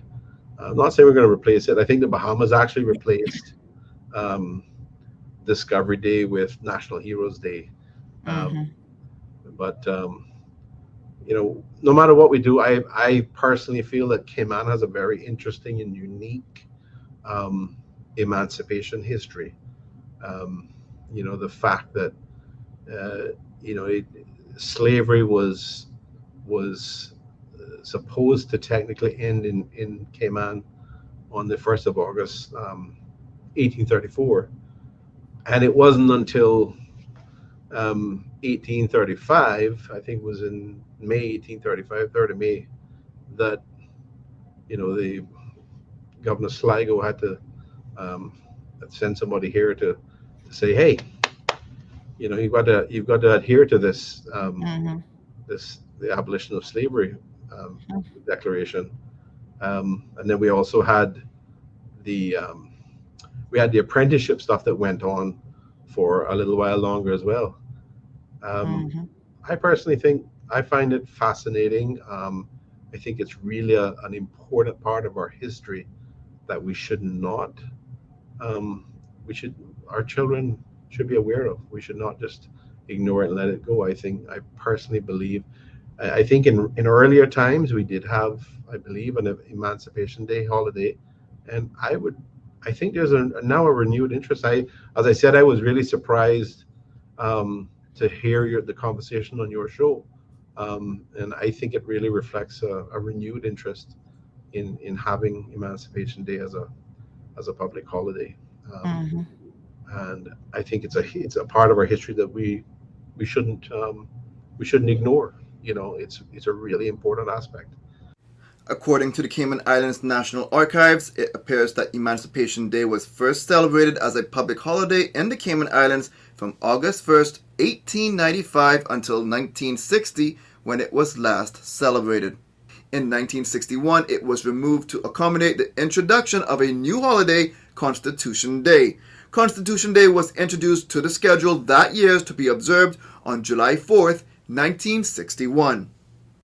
The Consumer Price Index increased by 12.1% in the second quarter of 2022 when compared to the same period in 2021. 11 of the 12 CPI divisions recorded increases in average prices, as education recorded a 0.6% decline. Visit caymanmallroad.com for a more detailed look on this story. The Department of Environment's Marine Unit responded to a coral damage report just 1 week away from Coral Fest. Last week, an incident of extensive coral damage at the Eden Rock dive site was reported to the DOE by a concerned member of the public.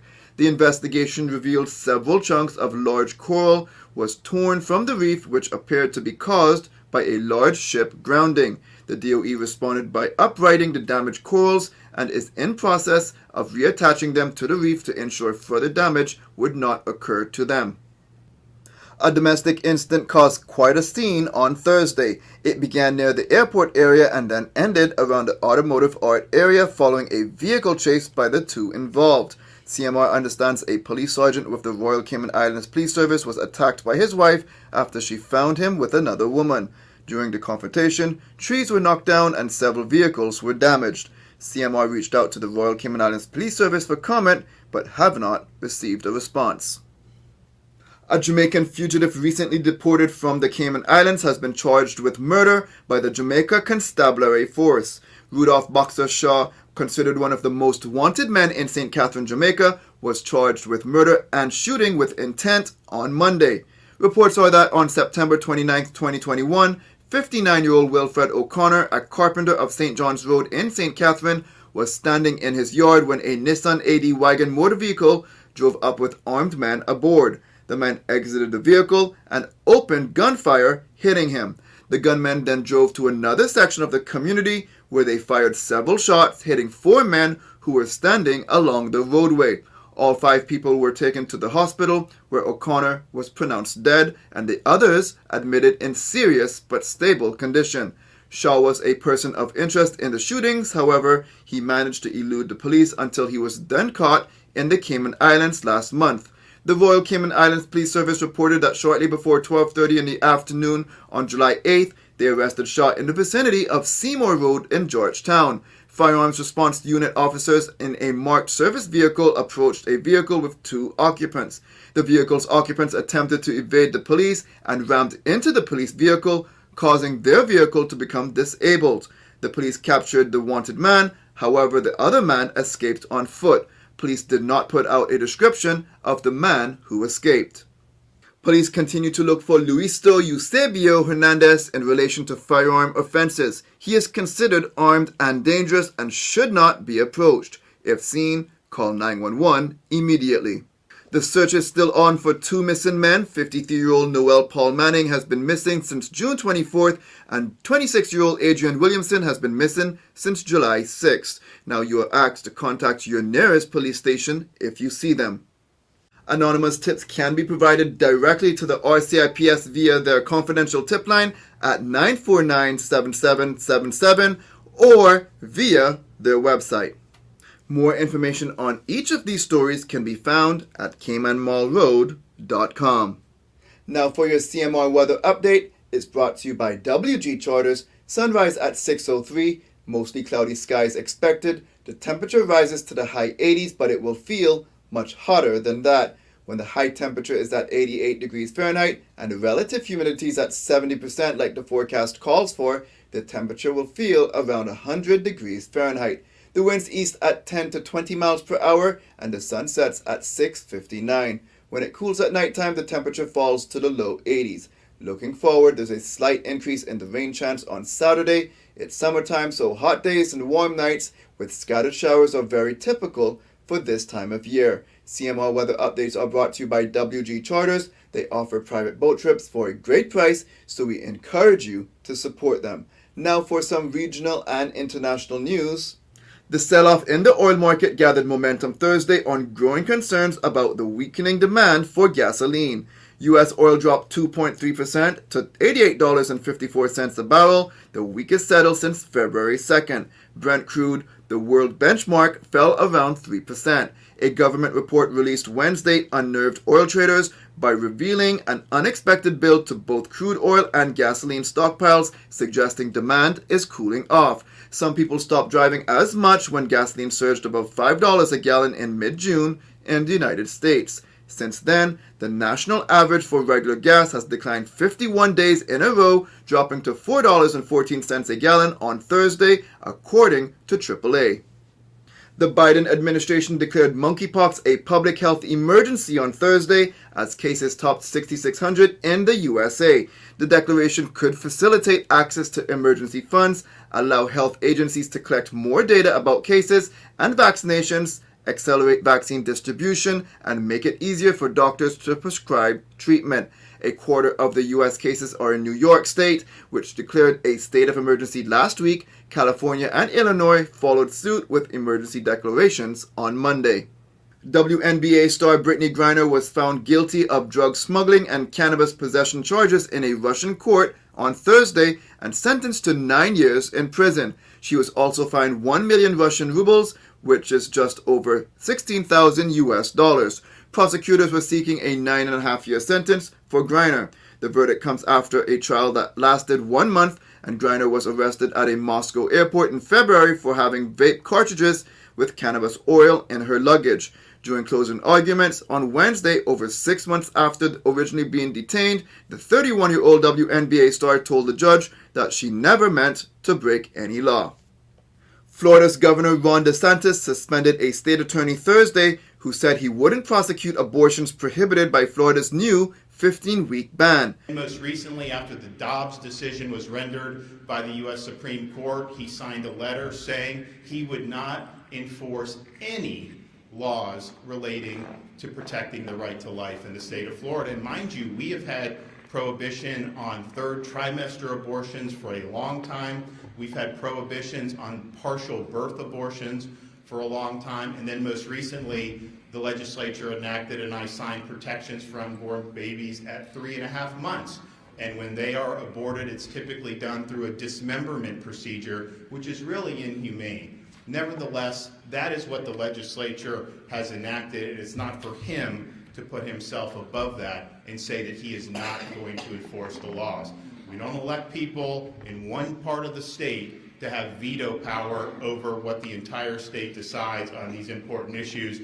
The Constitution of Florida has vested the veto power in the governor, not in individual state attorneys. And so when you flagrantly violate your oath of office, when you make yourself above the law, you have violated your duty, you have neglected your duty, and you are displaying a lack of competence to be able to perform those duties. And so today we are suspending State Attorney Andrew Warren, effective immediately. Hillsborough County State Attorney Warren is viewed as a rising liberal leader in the Tampa Bay area.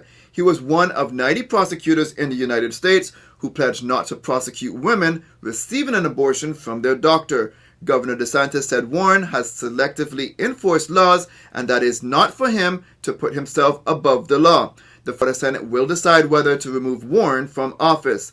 DeSantis signed a bill earlier this year that bans most abortions after 15 weeks of pregnancy, with no exceptions for rape or incest. The law does include exceptions for a pregnant woman's life and if a fatal fetal abnormality is detected.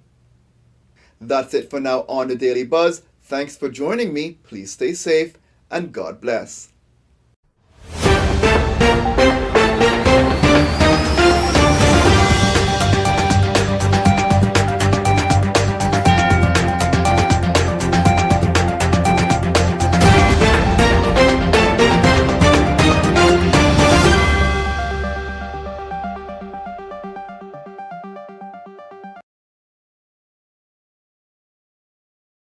All right, folks, welcome back to the program. Thank you so much, Kevin, for those news headlines locally, internationally, and regionally, bringing you the latest news. So, mailbag day. Let's go through a couple of things that have come through in the mail. And of course, somebody was just asking about the Cuban, the Cuban videos. I'm going to show you those here in a second.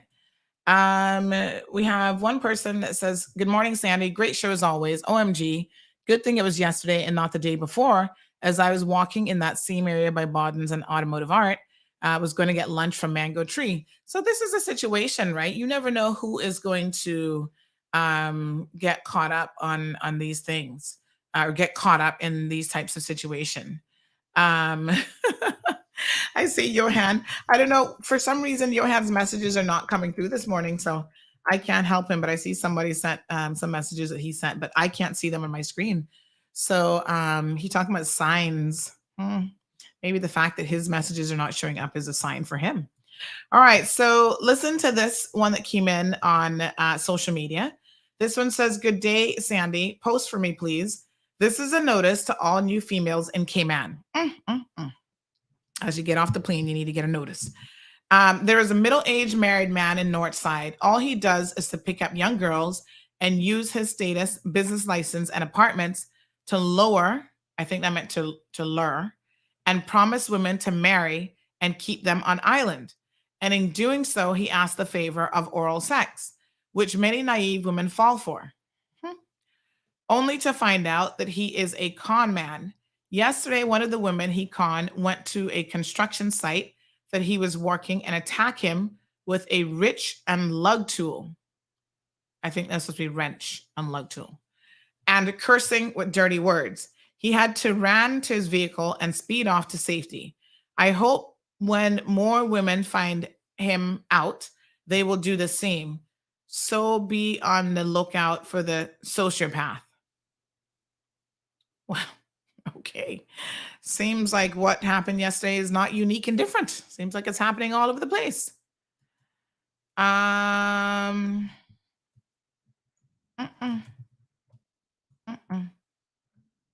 What a mess. Okay, then. Here's a bit of sage advice. Know your worth. You must find the courage to leave the table if respect is no longer being served. Can we get a hallelujah up in here? Wonderful Friday. Praise the Lord. Yes. You must find the courage to leave the table if respect is no longer being served. I also saw this one on social media. Big shout out to Dr. Sidney Ebanks. I saw this on his Instagram account. It says, "Not invited, don't go. Not told, don't ask. Late invites, decline. You were never part of the plan. You've suddenly become a convenience." Those are some very, very sage words here today, folks. Yeah, take it for what it is. All right, let's talk about the Cubans scaling the fence at the detention center. We've heard nothing from CBC, police. They're too busy doing other things, apparently, to really know what's going on. Miss Brenda agrees with those statements. She says, amen. Miss Sue says 100%. Ruby says, hallelujah. Miss Darlene giving a finger clap. Yes, morning, Ruby. Thanks for joining us. So we hope that the uniform services can get it together, because there's so many more of you who are misbehaving that we know about, but we don't have enough time in today's show for all that. So far, they've managed to keep it out of at least the streets. But, even when it's happening in organizations, you think the workers at places like customs are happy to know that certain senior officials are engaging in behavior with certain people? And so then they allege nepotism and favoritism and sexism and all these other isms. And that's why this person got a job, because she's so-and-so's side piece. It's an embarrassment. And these are high-ranking civil servants, government people. And everybody at customs know their business. And that's why she got hired, because she not even Caymanian. And how did she get in here? You're supposed to be Caymanian to get up in here. I mean, come on now. Y'all don't think we hear the stories? But I better stop while I'm ahead. Because, boy, if I showed y'all what else was circulating this week with private parts and all kind of thing, y'all are just, and you're so messy with it. I keep telling people, assume that it's going to come back to me at the very minimum. That should keep your nose clean for a minute. So yesterday, I had a phone call from a lady, an older lady. Sharon, we'll get to that here in just a second. Miss Claudette says, well said. Great talk. I hope that these ladies are listening and learning as well. Well, I don't know if they're learning, honey child, but I know they're listening at the very least. So listen to this. A lady calls me, respectable lady, business lady. She says, Sandy, I need you to bring up a topic on your show. And I said, all right, honey child, tell me what it is. She said, a lot of people are using EK Trade as a source to scam people in the community. Now, I know EK they try to vet these ads, but they can't vet everything. And ultimately, it is a case of buyer beware, right? You as the buyer have to be smarter than the con artist. That's how it's supposed to work. But sometimes we all get hooked up in things. I saw someone earlier in the week or late last week messaging me saying, oh, can you post this on CMR? There's an ad on EK selling a phone. I'm trying to reach the person, but they're not answering the phone. I said, honey child, it's probably a scam. It's probably a good thing that they're not answering the phone. And if it sounds too good to be true, it probably is. So I said, consider yourself lucky that they're not answering the phone. And no, I'm not going to post that up on CMR to make more people think that, oh, they're actually really trying to sell a phone. And they're like, oh, yeah, you're probably right. So this Filipino gentleman, he will remain unnamed at this point because he ended up doing the right thing in the end. So I got a phone call. Sandy, please warn people that a lot of scamming is going on that platform. I bought a cooler from a Filipino gentleman, paid $150. Finally, when the cooler gets delivered, I asked him if it was working and in working order. He said, yes, blah, blah, blah. I get the cooler and it doesn't work. I call the police, and as usual, they're too busy doing other stuff. They're too busy rescuing their own in the middle of the streets. And they're like, oh, it's a civil matter. We can't help you. Click. So she's like, I just want to warn people to be careful. And I said, well, I don't know how many times we have to warn people. Every second of the day, somebody is being scammed. Job scams, employment scams, immigration scams, people taking your money. They don't have work for you. Listen, people love taking money from you that they don't deserve and they haven't earned. And when you work hard for your money, you might think $150 is not a lot of money, but it is. That could feed a family. That could go towards your CUC bill. And the thing about it is if you pay for something and you ask the individual, is it working? And they say yes, at the very minimum, it should turn on. And that didn't happen here. So when she said he's a Filipino young man, I said, send me his number. I'll sort this out for you. She said, no, he promised me 3 times already. He'll come and he not come. And then I said, just send me the number. I sent him one message. Let me tell you what I sent him. 12:56. Okay. So I got the phone call. What time did she call me? She called me at about 2 minutes before, I guess. And at 12:56, I sent him a message. And I said, good afternoon. Because, we always got to have our manners about us. Good afternoon. Please return the money to Miss Carol for the non-working cooler or be featured on Cayman Mall Road tomorrow. That's all I was saying.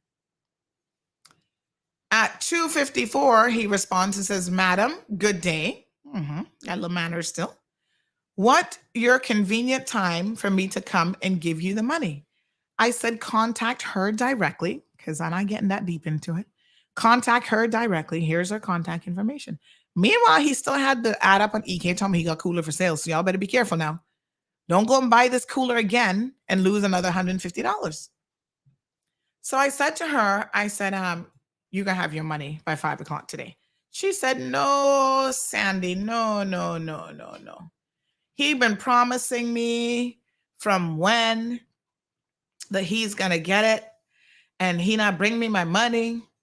She, all kind of information. She said, yeah, right. He said that 3 times before, even told police that he would bring me my money. We shall see, but thanks for intervening. We'll let you know. Well, child, at 3:02, she calls me. And said, was it 3:02? Hold on. I think it was 3:02 he called and said he would bring the money. Anyway, 3:36, 5:10, she says he just came and got it, paid me my $150. Thanks, Sherlock Holmes. Listen, this is what I said to her, and it's very, very simple. We have some super fans in the Filipino community.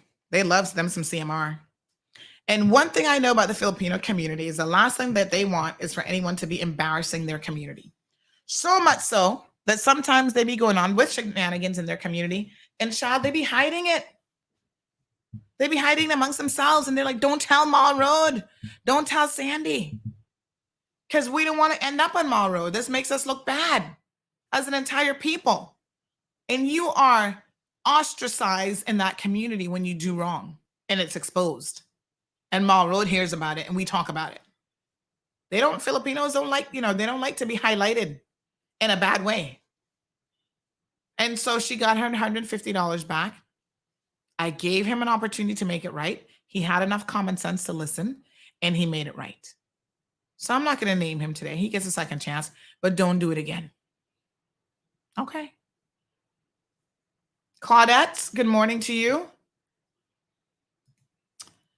Miss Sharon says it's happening in Bogtown too. Listen, scammers are in every district. They come in every nationality. They come in every creed, color, race. It doesn't matter. Male, female. They're always trying to scam people. Shan 71 full says, good morning, Sandy. Thanks for keeping us informed. You're most welcome. Cameron says CMR is the best. Mark says EK Trade is Cayman's version of Alibaba Express. Would it make sense to get checkout before you give them the money? Yeah, I mean, you have to do your checks and stuff when you're dealing with anybody. And you can also report suspicious scams to EK. Yes, because they will block people and block ads and stuff as well. No, Damien, I've known that a long time. Trust me. Miss Ruby says, I would have checked it before paying for it, but that's what happens when you've been burned before. So yeah, do your checks, folks. Do your checks. You can't be too careful in this day and age. He knew the cooler wasn't working, but ultimately it's the buyer's responsibility. That's why in law, they have this term, this Latin term, caveat emptor. That means buyer beware. It is your responsibility ultimately to check it out. You're buying a car, drive it, test drive it. Make sure the AC works. Make sure it turns over. It's even a good idea to have a mechanic look it over just in case.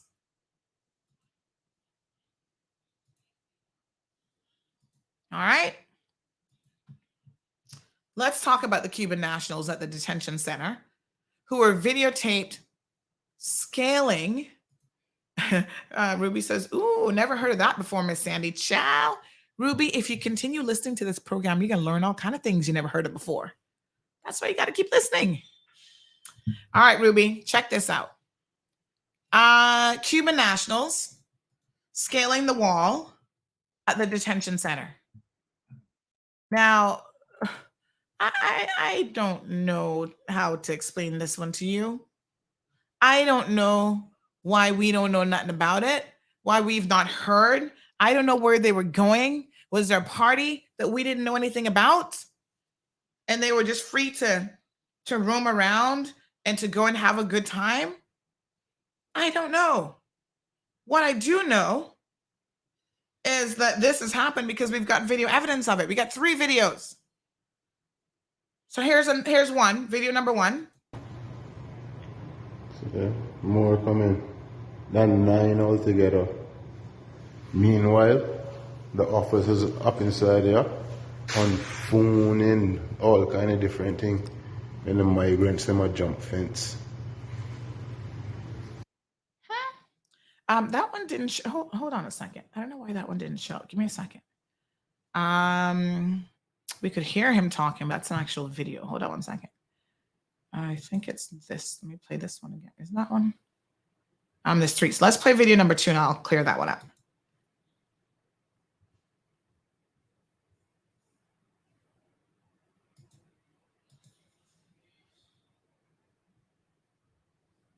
Huh, why are my videos not playing?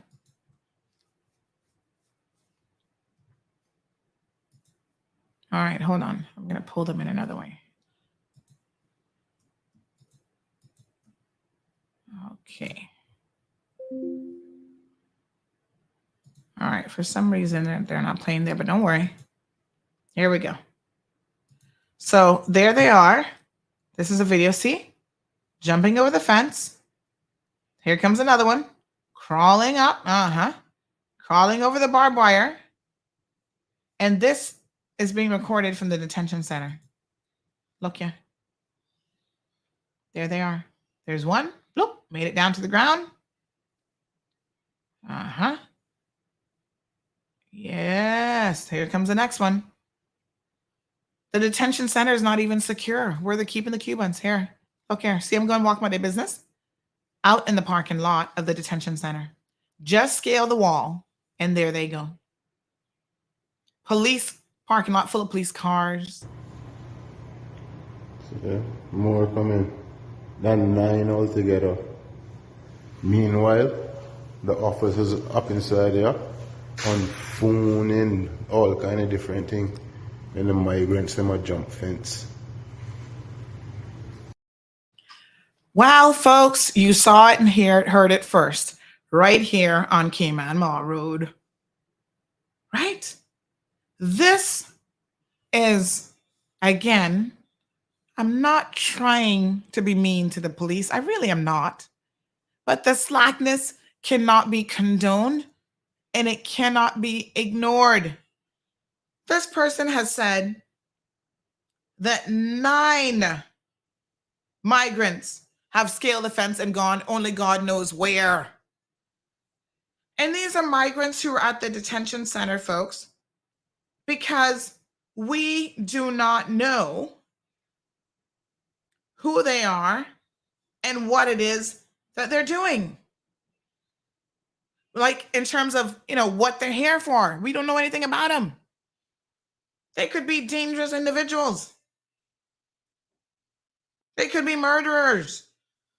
They're in the process of vetting who these individuals are before they allow them to roam the streets.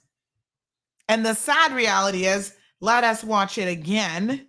3 videos we have received of them. Okay. More coming than 9 altogether. Meanwhile, the officers up inside here on phoning all kind of different things, and the migrants them a jump fence.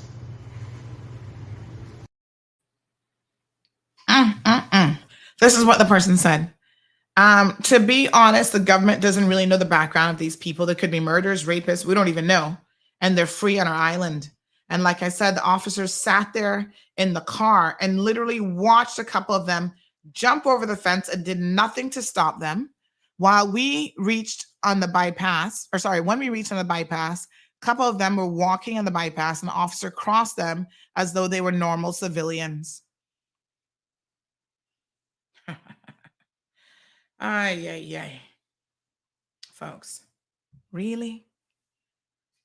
In what world, what universe, what parallel universe is this behavior normal? I'm just wondering. Am I the only one who's being bothered by this? Do they just not care? Do they do a head count? There's not supposed to be a security guard standing there watching the perimeter. Remember about 2 weeks ago, they were trying to escape and they sent public works or whoever there to reinforce the fence? What sense does it make to reinforce a fence when they can just climb over it and jump down to the ground in any event? Well, you wasted money having the guy go there 2 weeks ago to put solder back the holes that they're making in the fence. Supposedly 9 of them, and you saw the video of the officers standing there in the detention center. What exactly were they doing? They must have been busy messaging somebody, again, some side piece that they shouldn't even be talking to. Good morning, caller. Welcome to the program. Hello. Yes, sir. Good morning. Yeah, morning. Yeah, Sandra, I had called about this again, or read about this couple last time you brought this up. You're not the only one that bothered by it. I bothered by it too, man. What is wrong? You just blame the police, right? Well, I guess you can't blame the politicians for this one. I don't know, because like what you said, the governor is in charge of the police, and I don't know if this is under national security or which ministry that this falls under, right? But something is seriously wrong with us, the Caymanian people. Something is seriously wrong with us. You can't, they got human rights there, right? These Cubans escape now from a communist country, and not even socialist no more. It's a communist country now. Come here, you guard them now. They're being detained until they're processed, right? And they don't want to get locked up. They're cleaning up. Well, they're in prison, so you can't have no guards there and all that kind of stuff, right? So why it is that Cayman government is keeping these people, wasting money on these people? Why it is the policeman of Sedona, he don't want to go out there and get in confrontation with them and get beat up and all that kind of stuff either. So why it is that the Cayman government catering to these people so much? These Cubans are walking all over the place. I seen.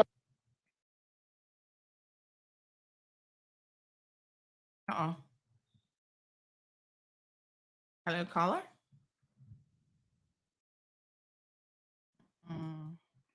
It's like we've lost your feed there. Hello, caller. All right.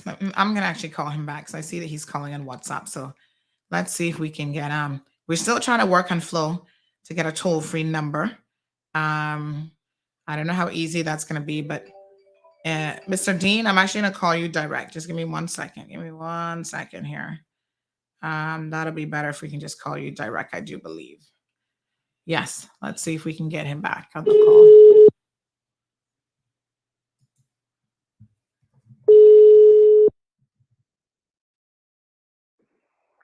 Yeah, I'm not sure what happened. I got disconnected. That's okay. The connection seemed to have dropped. Yeah, I'm not sure we thought I drowned out of the conversation, but what I was saying, I don't know which ministry that this falls under. Border Control government is Border Control is Deputy Premier Chris Saunders. But I mean, I'm sure he doesn't know nothing about it. This is the problem. This is happening at the detention center. We've heard no reports from CBC, no reports from police, nothing. I don't know if these individuals who left are still walking around. But they've not even reported that they're missing. We don't know. Yeah, and what we're saying is that the police don't want stop him because he don't want to get no confrontation with them either. And I was saying, I think before I got disconnected, I saw a couple of Cubans cleaning somebody's yard the other day up on one job site. I was working alongside the yard, and this landscaping company brought them the drop off for the came off of the truck. Because the lawnmowers there inside to clean the person's yard without a bit of light. And I know that there were Cubans because I could hear the difference in the Spanish because they talk a unique type of Spanish that you could understand that it was them. It was me other nationality. And it had to be them. It wasn't they weren't Cubans that were legal or anything. They were illegal probably from the team center too. I mean, it's something seriously wrong with us. We have heard of reports. The government went as far as sending out a voice note in Spanish to explain to them it's illegal for them to work here. They do not have permission to work here. And so, I've heard of red trucks going to pick them up, to take them, as you say, to job and construction sites in order for them to work. And it's completely illegal. And they continue to do so with impunity. Nothing is happening. How is this permitted? Exactly. And we're paying money, feeding them. They living high on the hog, 5-6 meals a day they're getting, relaxing in air conditioning and all that kind of stuff, and the government spending money, and the citizens are suffering and we're paying for those people. I mean, don't get me wrong. I'm not saying that I hate them, but we taking care of them. They don't appreciate it. So why should the Cayman keep on bending over backwards for these people? Just send them off and to hell with anybody else that says them a difference. It's getting to that point now. Yeah. Thank you, caller. Yeah. Okay then. All right, my dear. Thank you. So we have a caller on WhatsApp says, "You're not alone. I support you in caring about what's happening in these islands." Sharon says, "Not scamming, Sandy. Some Cubans walking around freely." Well, how can that be? I mean, if they have permission to walk around, then that's one thing. And I know some of them do. But clearly, we see from this video evidence that has been provided to us, some of them are scaling the fence and leaving without going through the correct protocols. That's not how CBC handling their business. You don't see a CBC officer there checking them off as they scale down the fence. So is it a case that people who are locked up at the detention center get to see this and they're able to record it, but the police standing there, they don't know? Because the detention center is where you're taken out if you get arrested and they need to process you, police interviews, all that stuff happens at the detention center. So the detention center is full of police officers. Probably some CBC officers go there too. All sorts of detectives, all sorts of people. And y'all don't see with your own two eyes 9 Cubans scaling a damn fence? What kind of security is at this detention center? They must have some of those non-working cameras that we keep hearing about. Ruby says, I listen every day as long as I can wake up on time. Jonathan says, why are we holding these Cubans? We're holding them because they come here illegally, entered into the country legally, and there is a process to actually vet who they are and all this kind of stuff. So while they are being processed, they have to remain in custody. And then, some of them might apply for asylum. Some of them are supposedly going to be sent back. I don't know how long that's going to take because that's been promised from Jesus was a baby. El Rey says they be out on the regular. I've seen them walking along Bobby Thompson Way. Ruby wants to know why is it so unsecured? For all we know, they could be dangerous criminals. That's the point. We don't know because they've not even finished vetting them yet. Ms. Brenda said they're not deemed criminals, and we know why. And nobody is saying that they are. We're saying we do not know. So we can't assume that they're criminals, but we don't know.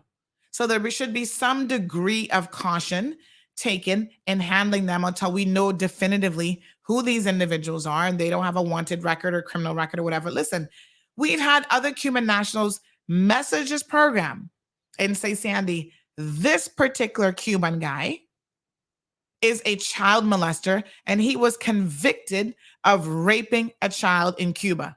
And guess what? We got him right here in the Cayman Islands, walking around free as a lark. Someone grab up some little poor child right here and sexually assault them too. Paul, good morning. Paul says, you can't make this stuff up. Shaking my head. No accountability. You really can't make it up. You really cannot. So Salvin says it's one thing to jump the fence, but are they still in the loose? Salvin, who knows? We don't know. Because no one has even told us that they were scaling the fence. CBC hasn't said, oh, well, Joe Public, 9 Cubans scaled the fence and we got 5 back and 4 are missing. We don't know. This is the shenanigans that's happening. Too much is being hidden in this country. And it's things that impact the safety of Caymanians and the general public, Caymanians and non-Caymanians alike, because I don't care who you are. This is the kind of thing that you should be concerned about. Anthony, to the best of my knowledge, we have probably over 100 that came in recent times because they were coming hot and heavy every single week in boats. We haven't had it in a couple of weeks, Lord. Knock on wood, because we don't want them to all of a sudden, because I said they haven't been coming. Next thing you know, they start showing up again. Ruby says put in an electoral fence. Just gonna leave that there. No, Ruby. Magdalene says maybe the CBC and police need to give an update. You think, Magdalene? We waiting for it? And it looks like to me, Miss Brenda, she says put razor wire on the top of the fence. I think there is barbed wire up there, but I don't know if that particular area has a I guess a weakness in the fence, in the barbed wire.